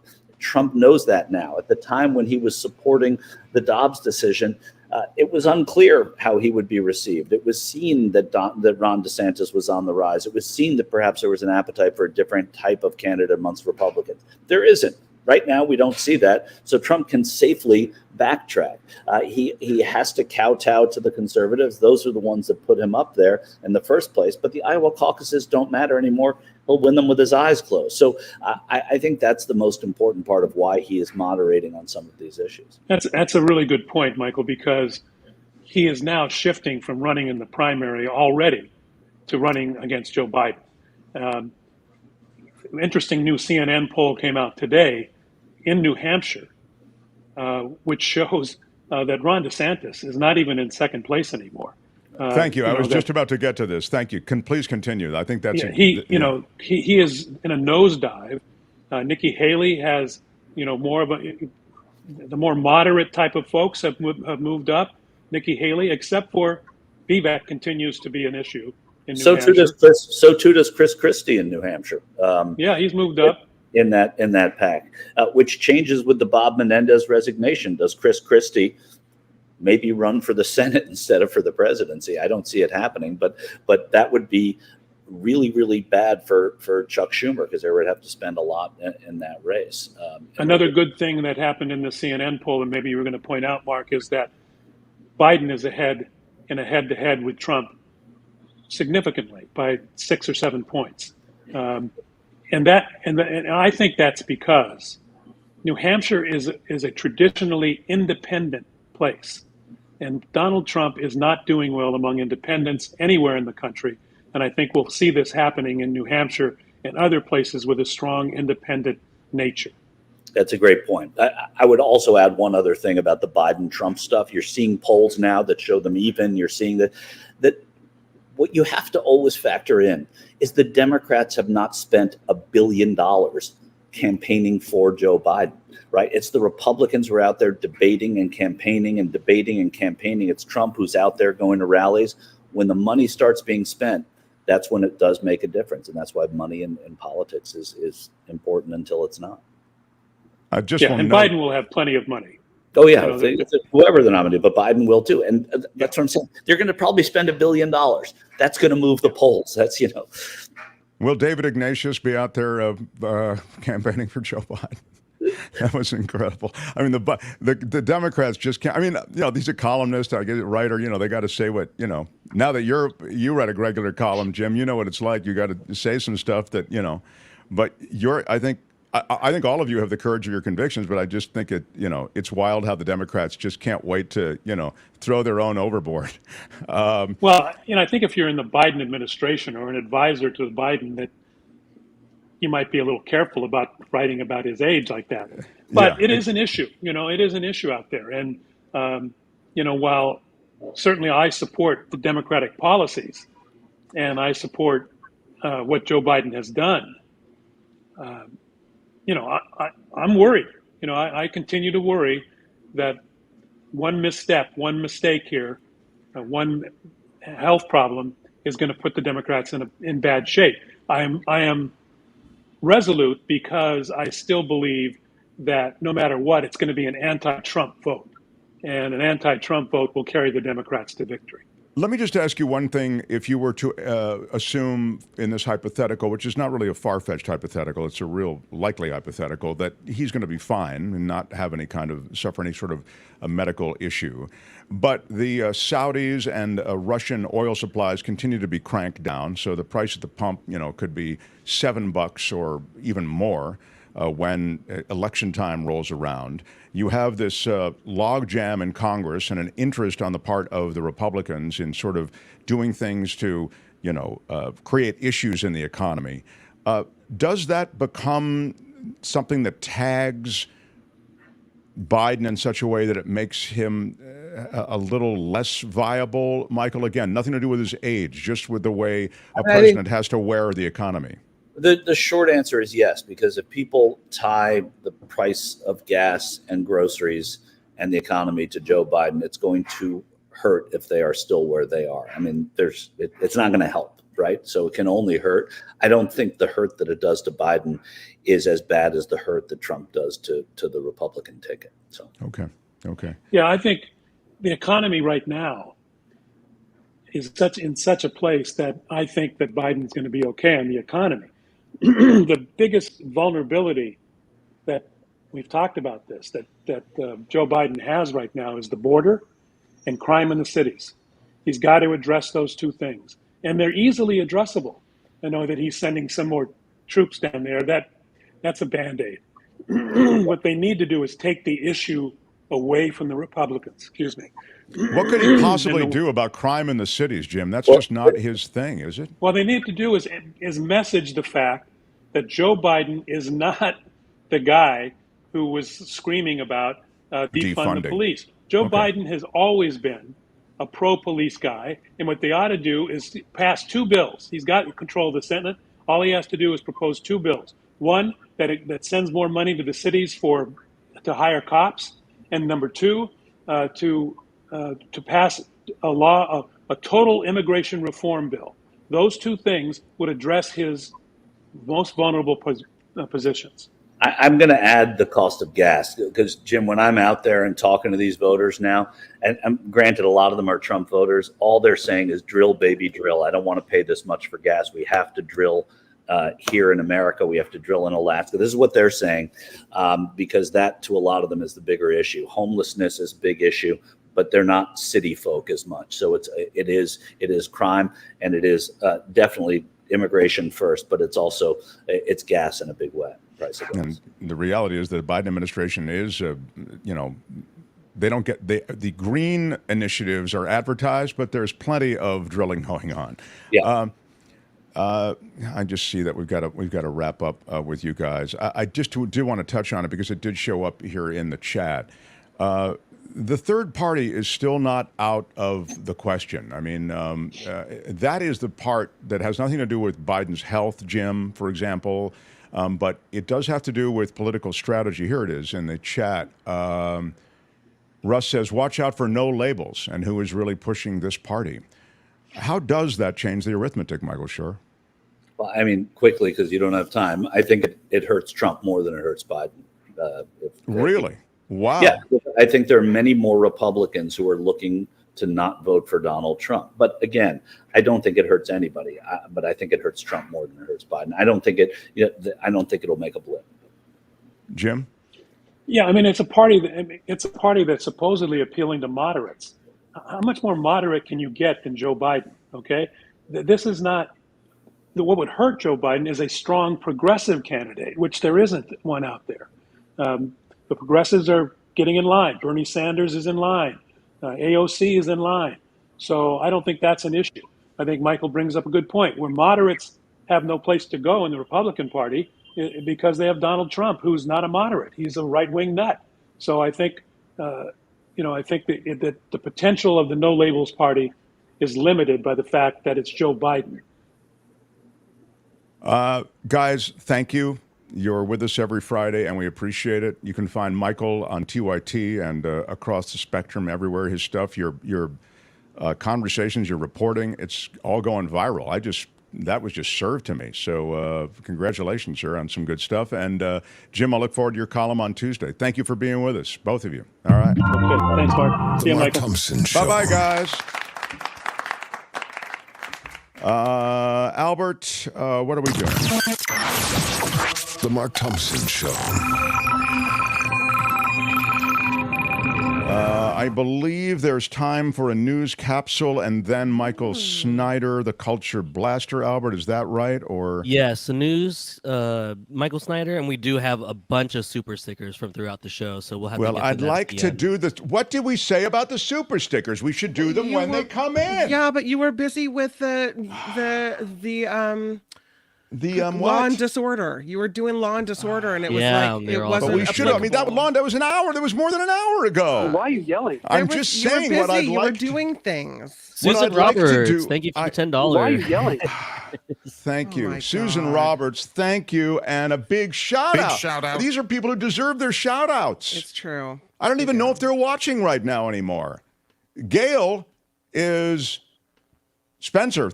I see. I'm looking ahead. Spencer is always with us. Thank you, Spencer Jaffe. Big shout out and thank you. And Gail, I got demoted. What does it say? I got demoted in the after show credits. Uh-oh. Is that right?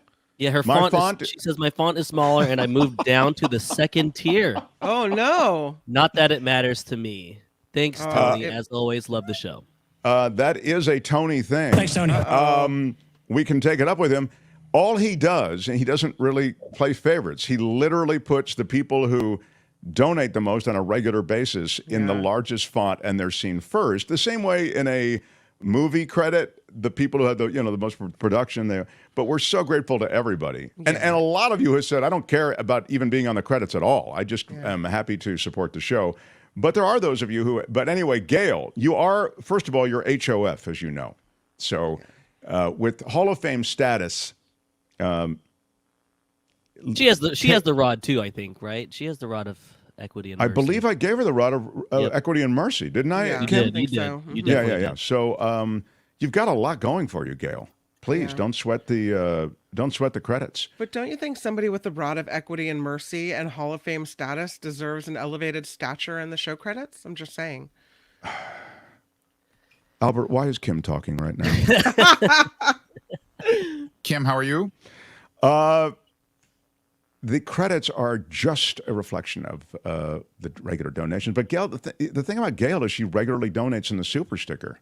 So it does present a problem for us, and maybe we should have a meeting off the air about it.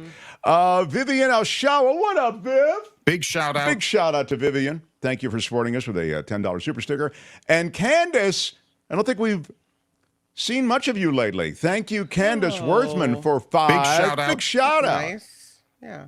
Very much appreciated. Valerie, another birthday for me tomorrow. It's a good thing. How about a 20? Big shout out. Woo-hoo. I would like to thank you so much. And I'd also like to say happy birthday. This thing is ready to pop, people. It's going to pop tomorrow for Valerie. So it's Happy very, birthday, very... Valerie. Woohoo! I feel as though Valerie, for your birthday, if you would please, you need to do nothing more than receive the rod of equity and mercy. Again, Valerie, receive the rod of equity and mercy. You will have that going forward. You need do no more. You do not require a booster. I'll remind you that is a lifetime of blessing and congratulations. Happy birthday. Wes, shout out to Wes. Big shout out. Thank you. Now, a quick news capsule. Then we will go to Michael Snyder. Now, I will say this to you, Kim, on the air, since we don't really, it's the only time we can talk. If you need to go do the after party live because you don't want to run late to John or whatever, he's going to crack the whip. So if that's your concern, you can bail, if Michael's going to, run long. But what I'd love for you to do is stay as long as you can. But I understand you have other allegiances now, and we can't really... weren't you just the guy who told me to stop talking? I don't know. I told you to stop talking for another reason. Oh. Yeah. Which is, it's a complicated issue, and I don't even know all the details on it. All right. Smash the like button for Kim. With your iron rod. Smash it for Albert. Smash it for yourself. Give yourself a smash once in a while. Mark Thompson Show. The Mark Thompson Show.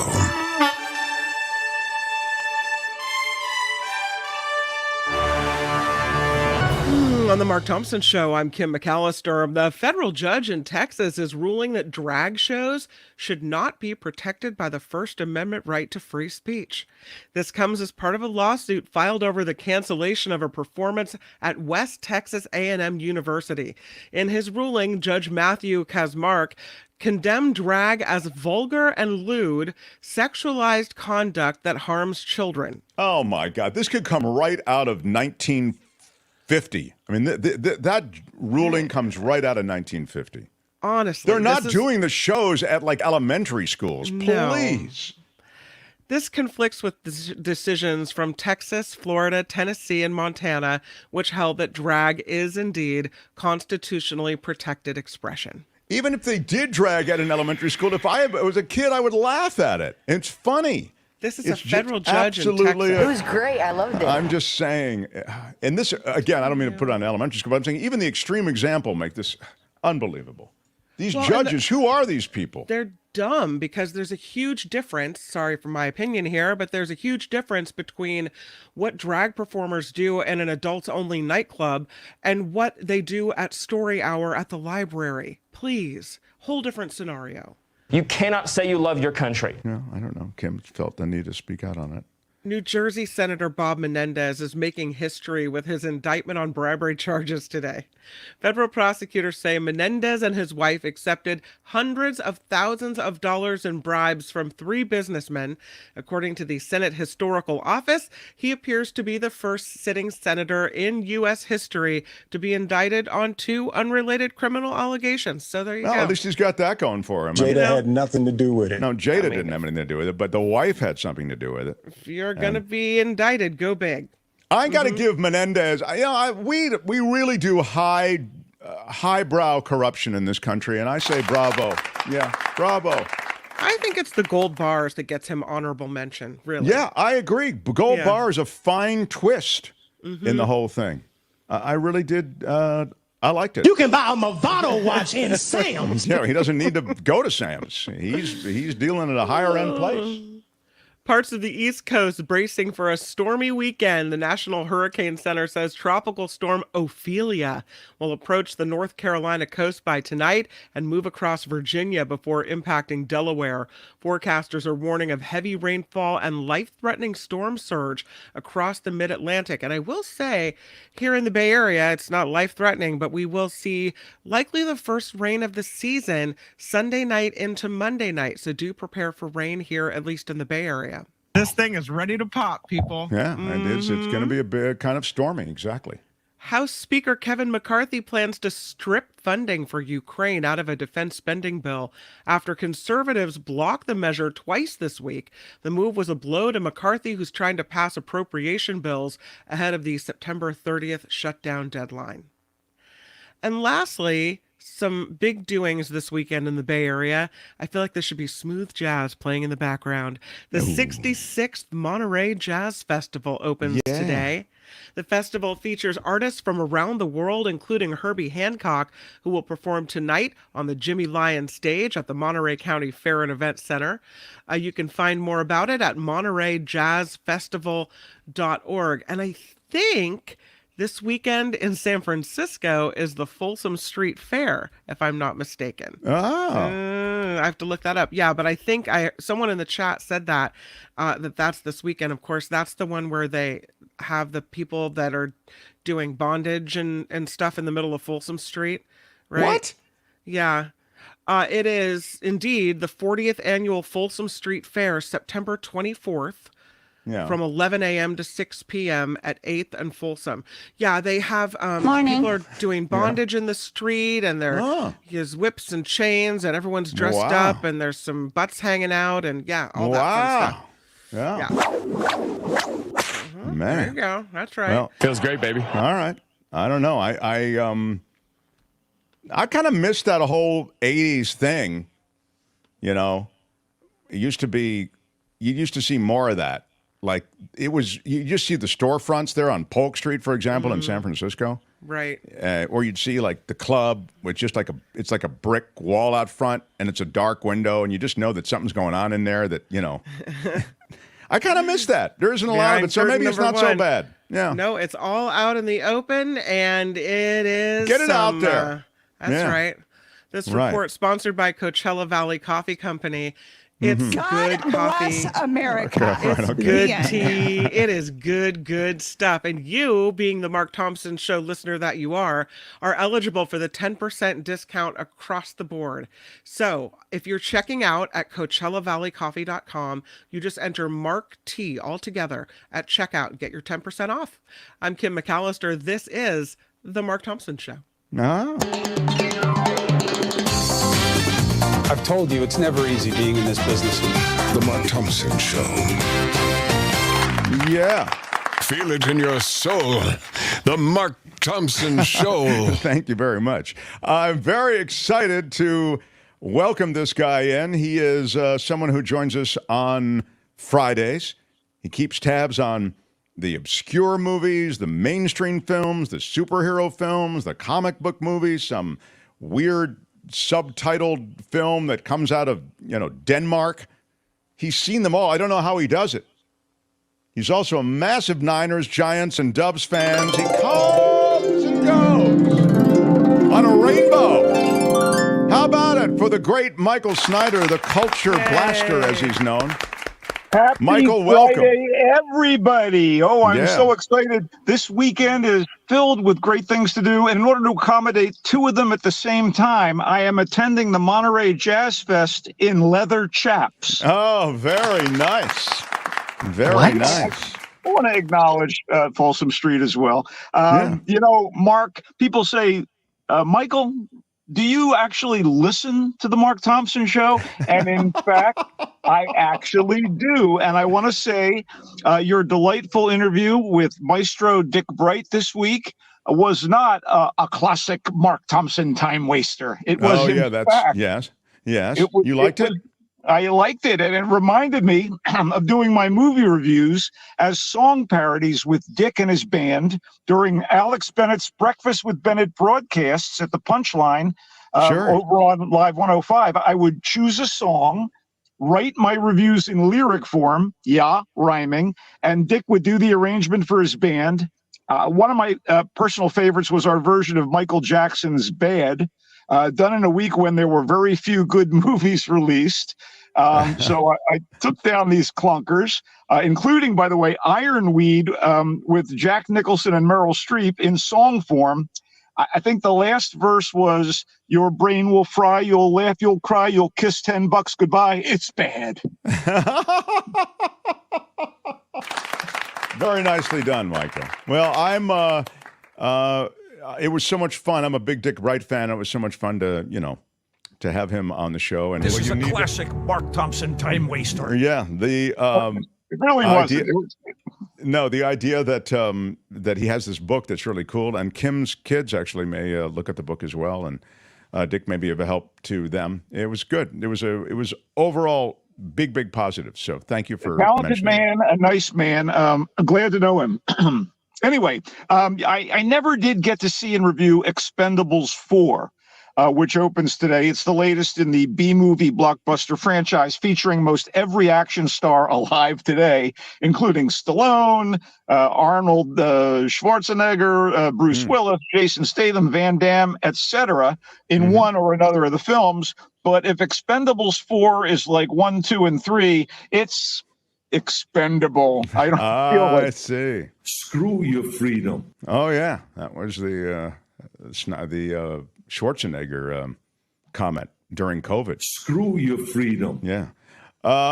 Expendables 4. Wow. The franchise has everybody, doesn't it? Yeah, didn't get a chance to see it, but, you know, if you've seen the others, I think you've probably seen this. I'm just guessing.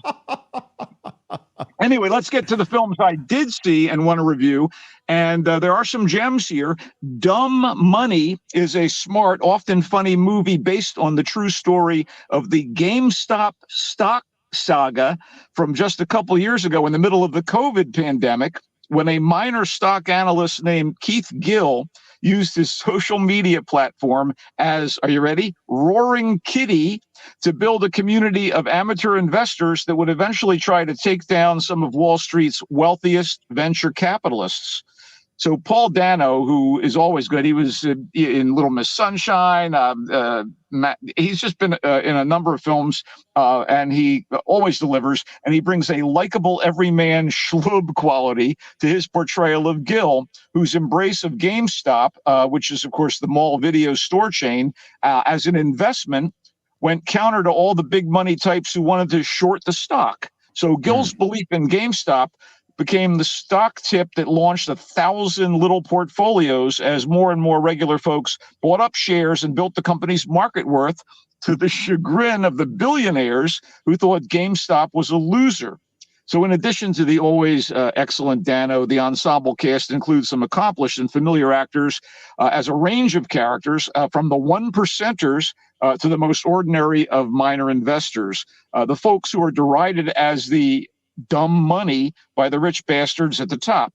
So-called smart money guys are played by Seth Rogen, Vincent D'Onofrio, Nick Offerman, and Sebastian Stan. America Ferrara is a nurse who throws what money she has into GameStop stock. Pete Davidson is Gil's slacker brother.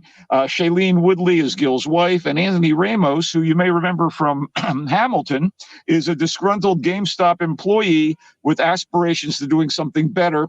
Despite the fictionalization of some parts of the true story, the complexities of the hows and whys of shorting and short squeezing and other financial folderol, we'll call it folderol, all better explained in The Big Short, and a kind of vagueness about the mechanics that led some to ultimately benefit from their GameStop investment. The basic little guy fights back fable at the core of Dumb Money is very gratifying, as is the entertainment factor of the performances, Craig Gillespie's direction, and the dialogue by screenwriters Lauren Shucker-Bloom and Rebecca Angelo. It's a little cluttered in its episodic approach, but Dumb Money generally pays off. It's in theaters this weekend. Generally pays off. I get it. Folderol, I'll ding.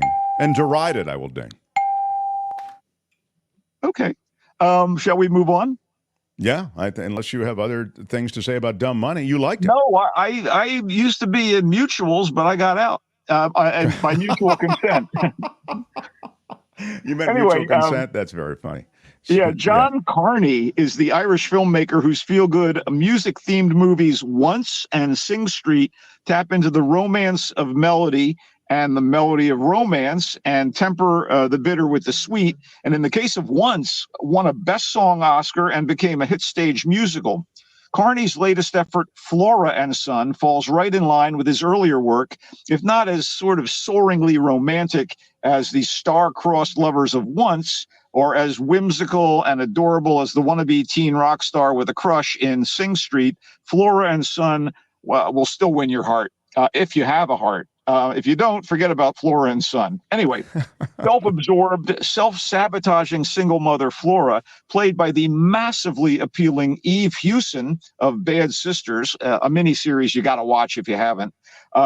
She has a tenuous relationship at best with her bulky adolescent son, Max, who, by the way, is a petty thief flirting with a stint in juvie. Max's own great passion, other than a hottie in the hood, is creating electronic dance music on his home computer. Making music is kind of like the family business, since Max's father, who is now Flora's wayward ex, Ian, is a mid-level rock musician. So to try and connect with Max, and thinking she could be at least as good as the women she sees on American Idol, Britain's Got Talent, and the rest, Flora decides to take up the guitar and thus meets decidedly unfamous LA singer-songwriter Jeff online when she searches YouTube, basically trying to find someone to give her guitar lessons. So Jeff is played by none other than Joseph Gordon-Levitt, and the character earns his keep by teaching guitar, having failed at the fame game. And despite her frivolous attitude, Flora and Jeff bond on a creative level, and long distance or not, sparks start to fly. Whether or not music can bring Flora and Max together is a whole nother thing. Anyway, Hewson and Gordon-Levitt are absolutely charming and do their own singing and playing quite well when it counts. Gordon-Levitt's rom-com bona fides were established opposite Zooey Deschanel in 500 Days of Summer, so he's in his comfort zone here. And meanwhile, Hewson has already shown her serious acting chops in Bad Sisters, and as for her musical skills, she is the daughter of one Bono Hewson, an Irishman of some repute in the rock world. Wow. And you, too, would know who I'm talking about, Mark. I get it. Okay. Hey, dude, I had no idea who her father was when I was impressed by her performance in Bad Sisters, and now I know. And needless to say, when it comes to music, she's a natural. Jack Rayner from Sing Street and The Good Mother plays Ian, and young Oren Kinlan makes for a very believably angsty Max. Flora and Son is one of the most endearing movies in ages. Looks and sounds like Carney may have composed himself another hit. It's in theaters and will be available on Apple in a week. Tom is the keeper of the ding. We did ding already, Falderall. You probably heard us ding it, but whoever put it, maybe it was Albert or Kim, we already ding it. But I think you did do something else dingable there. I believe I've lost it now, but I do have a question, follow-up question, and that is, how much music is in this movie? 3 or 4 songs, and they're well done. It's not musical in the manner of Once, which is beautiful song after beautiful song. But it is really, again, I got to fall back on the C word, charming. Or is it the CH word? Anyway. Bona fides is a ding word. Thank you, Tom. That's correct. Okay, really? Go ahead. You know, this is another classic Mark Thompson time waster. How dare you? Let's move on, can we? Please? Mm-hmm. Yeah. Okay. Move on anytime. With a title like It Lives Inside, I mean, it has to be a horror movie, right? And it is, only it also incorporates coming-of-age elements, misfit teen drama, and some cultural representation. In fact, It Lives Inside, this first feature film from Indian-American director and co-screenwriter Bishal Dutta, throws in generational conflict and introduces Hindi folk mythology to put a fresh spin on the concept of a demonic possession that passes from victim to victim. To clarify, by the way, Dutta is not Native American. His roots are in the Indian subcontinent, as are those of his protagonist, Sam, a suburban American teen girl whose parents are on 2 sides of the assimilation spectrum. Mom is a believer in the ways of the old country, while Dad has taken in the American way and taken to it. Sam is trying to fit in, but her friend and fellow Indian American, Tamara, is sort of an oddball, almost an Indian goth, with the black clothes and the sallow complexion and an empty mason jar that she takes everywhere she goes, which infuriates Sam.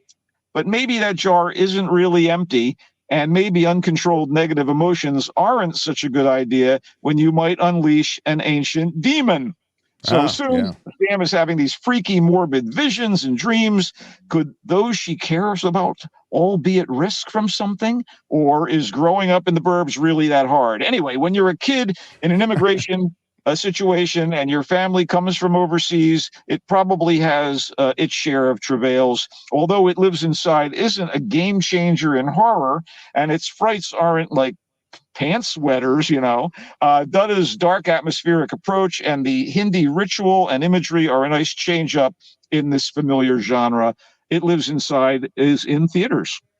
Wow. So you kind of, it sounds to me like you're maybe around a 7 on that. Am I right on a 10 scale? A 6 or a 7. I thought, again, I'm loving representation when it's meaningful, valid, and welcome. And in this case, it is, even though we're talking a horror movie. Yeah. This sounds like a horror movie, The Origin of Evil. Well, it's not quite what you think.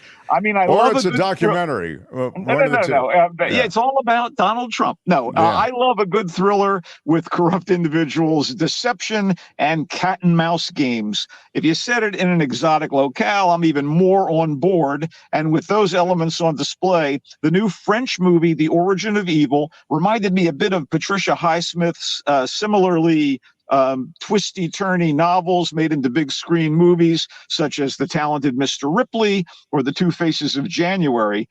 Is The Origin of Evil at that rarefied level?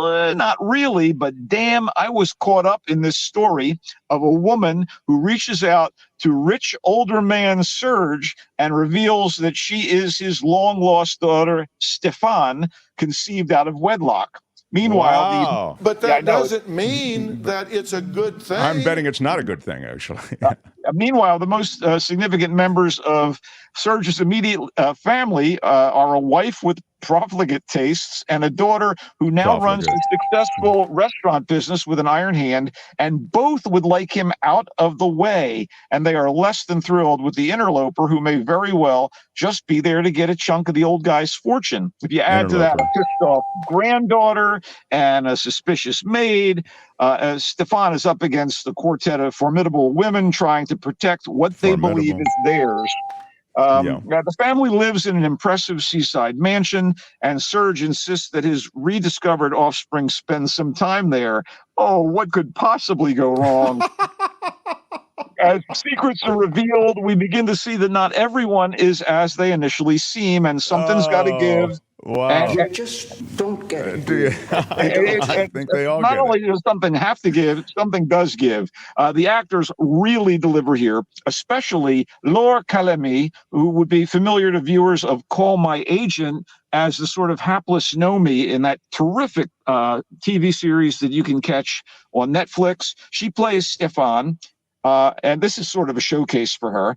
Although praise is also due Doria Tillier, who got her start mark as Miss Meteo, the chic weather girl on the Canal Plus news magazine Le Grand Journal. Wow, and good she's knowledge. a good actress. Yeah. You would have a lot to talk to Doria about, I think, if you had a chance. Wow. Anyway, she plays Serge's ruthless businesswoman daughter. Dominique Blanc as Serge's wife is great. Jacques Weber as the patriarch himself is perfect. There's a bit of Succession here, along with the Highsmith vibe, but the sense of impending danger and the kind of slow burn mysteries that unfold in The Origin of Evil, by the way, written and directed by Sébastien Marnier, were more than enough to make it a diverting 2-hour getaway with subtitles. It is in French and it's in theaters. The Origin of Evil. How scary is it, Michael Snyder? It's not that scary. It's just wonderful tension. You would not be suggested as a viewer of It Lives Inside. On the other hand, as a guy who has a significant other who loves true crime stuff, the criminality of this thing would definitely interest you. All right. Well, so it sounds to me like I can do The Origin of Evil, which I will. And maybe at the end of 2 hours of reading French subtitles, I'll be able to speak little French. Or you want to take a hatchet to somebody. What's a guilty pleasure you have? Yeah. It Lives Inside is the scary movie, horror movie, but Michael liked that too. Yeah, I wasn't over the moon, but it was good. It was solid. Let's put it that way. The one he really liked, Flora and Son, teams Joseph Gordon-Levitt with a musical meetup, sort of, even though they meet over music, might be a better way to put it. The movie isn't a musical. With Joseph Gordon-Levitt, with U2's daughter. With Bono's daughter from U2. Bono. What's her name again? Eve Hewson, and she's already established herself as a really good actress without any kind of, having to say that she's. Kid. Yeah, I know. I knew that when I said that, even though I said it inartfully, that you would jump on me for saying it. Right. She's a talent in her own right. She's a talent in her own right. And there are good songs, a handful of good songs in it. It's just not a full-blown musical. Got it. And Dumb Money, he liked that also. Really liked it. It's the story of the pump and dump that GameStop was. And it was sort of a public pump and dump. I'm anxious to see that. All of those films that you've just shared with us are in theaters now? Yes, and lucky you, Flora and Son comes to Apple TV, I think, in a week. Great. I do feel lucky. Niners, you were impressed, Michael Snyder, as a giant Niners fan? Overall, I would say Brock Purdy is the man. People were nitpicking. They're always going to be nitpicking Mr. Irrelevant, the last guy picked in the draft. He was a little off his rhythm in the first quarter, and then he completely found a groove. And boy, speaking of finding stuff, he found Deebo Samuel in the corner of the end zone. That was incredible. That was so well done. He's really got... He's a leader. Brock's the guy, and anybody who thinks otherwise is a hater, y'all. Okay. All right. Michael Snyder joins us on Fridays. He is the culture blaster across media, across the YouTube podcast universe. You can find Michael in increasing numbers of places across all of those different platforms. He comes and goes. Here I go. I believe it. So long. What was that, Michael? What? I said, how about go Giants to next season? I love it. Yeah, go Giants to next season. Michael, please don't speak after the harp is played. Thank you. Yeah. Better. That's how we stick the landing around here. Bye, Michael. Bye, guys. I'm loving it. The Mark Thompson Show. This train runs on time, everybody. You know it. It runs on damn time. Well, I'm looking forward to the Folsom Street Fair. That's right. Woo. Yeah. Little leather, a little butt cheek never hurt anybody. I mean, I did everything right and they indicted me. Yeah, well, there's never been anything like it. There's never been anything like this. All right. I want to thank Pinky for $1 a day. Thank you, Pinky. And a big shout out. All of you who contribute to our show, thank you. We are Patreon, PayPal supported. Kelly Malloy, we haven't heard from you in a while. How about a quick buck from Kelly? Big shout out. Yeah. Really do appreciate everybody supporting. Coachella Valley Coffee. I got a bunch of great emails about Coachella Valley Coffee, too. So jump on. If you do jump on, make sure. I'm Shadow Stevens for the Mark Thompson Show. Bye-bye. That you use the discount code MARKT at checkout for 10% off. Out of time. Bye-bye. The After Party Live goes out now. Till Monday. Bye-bye.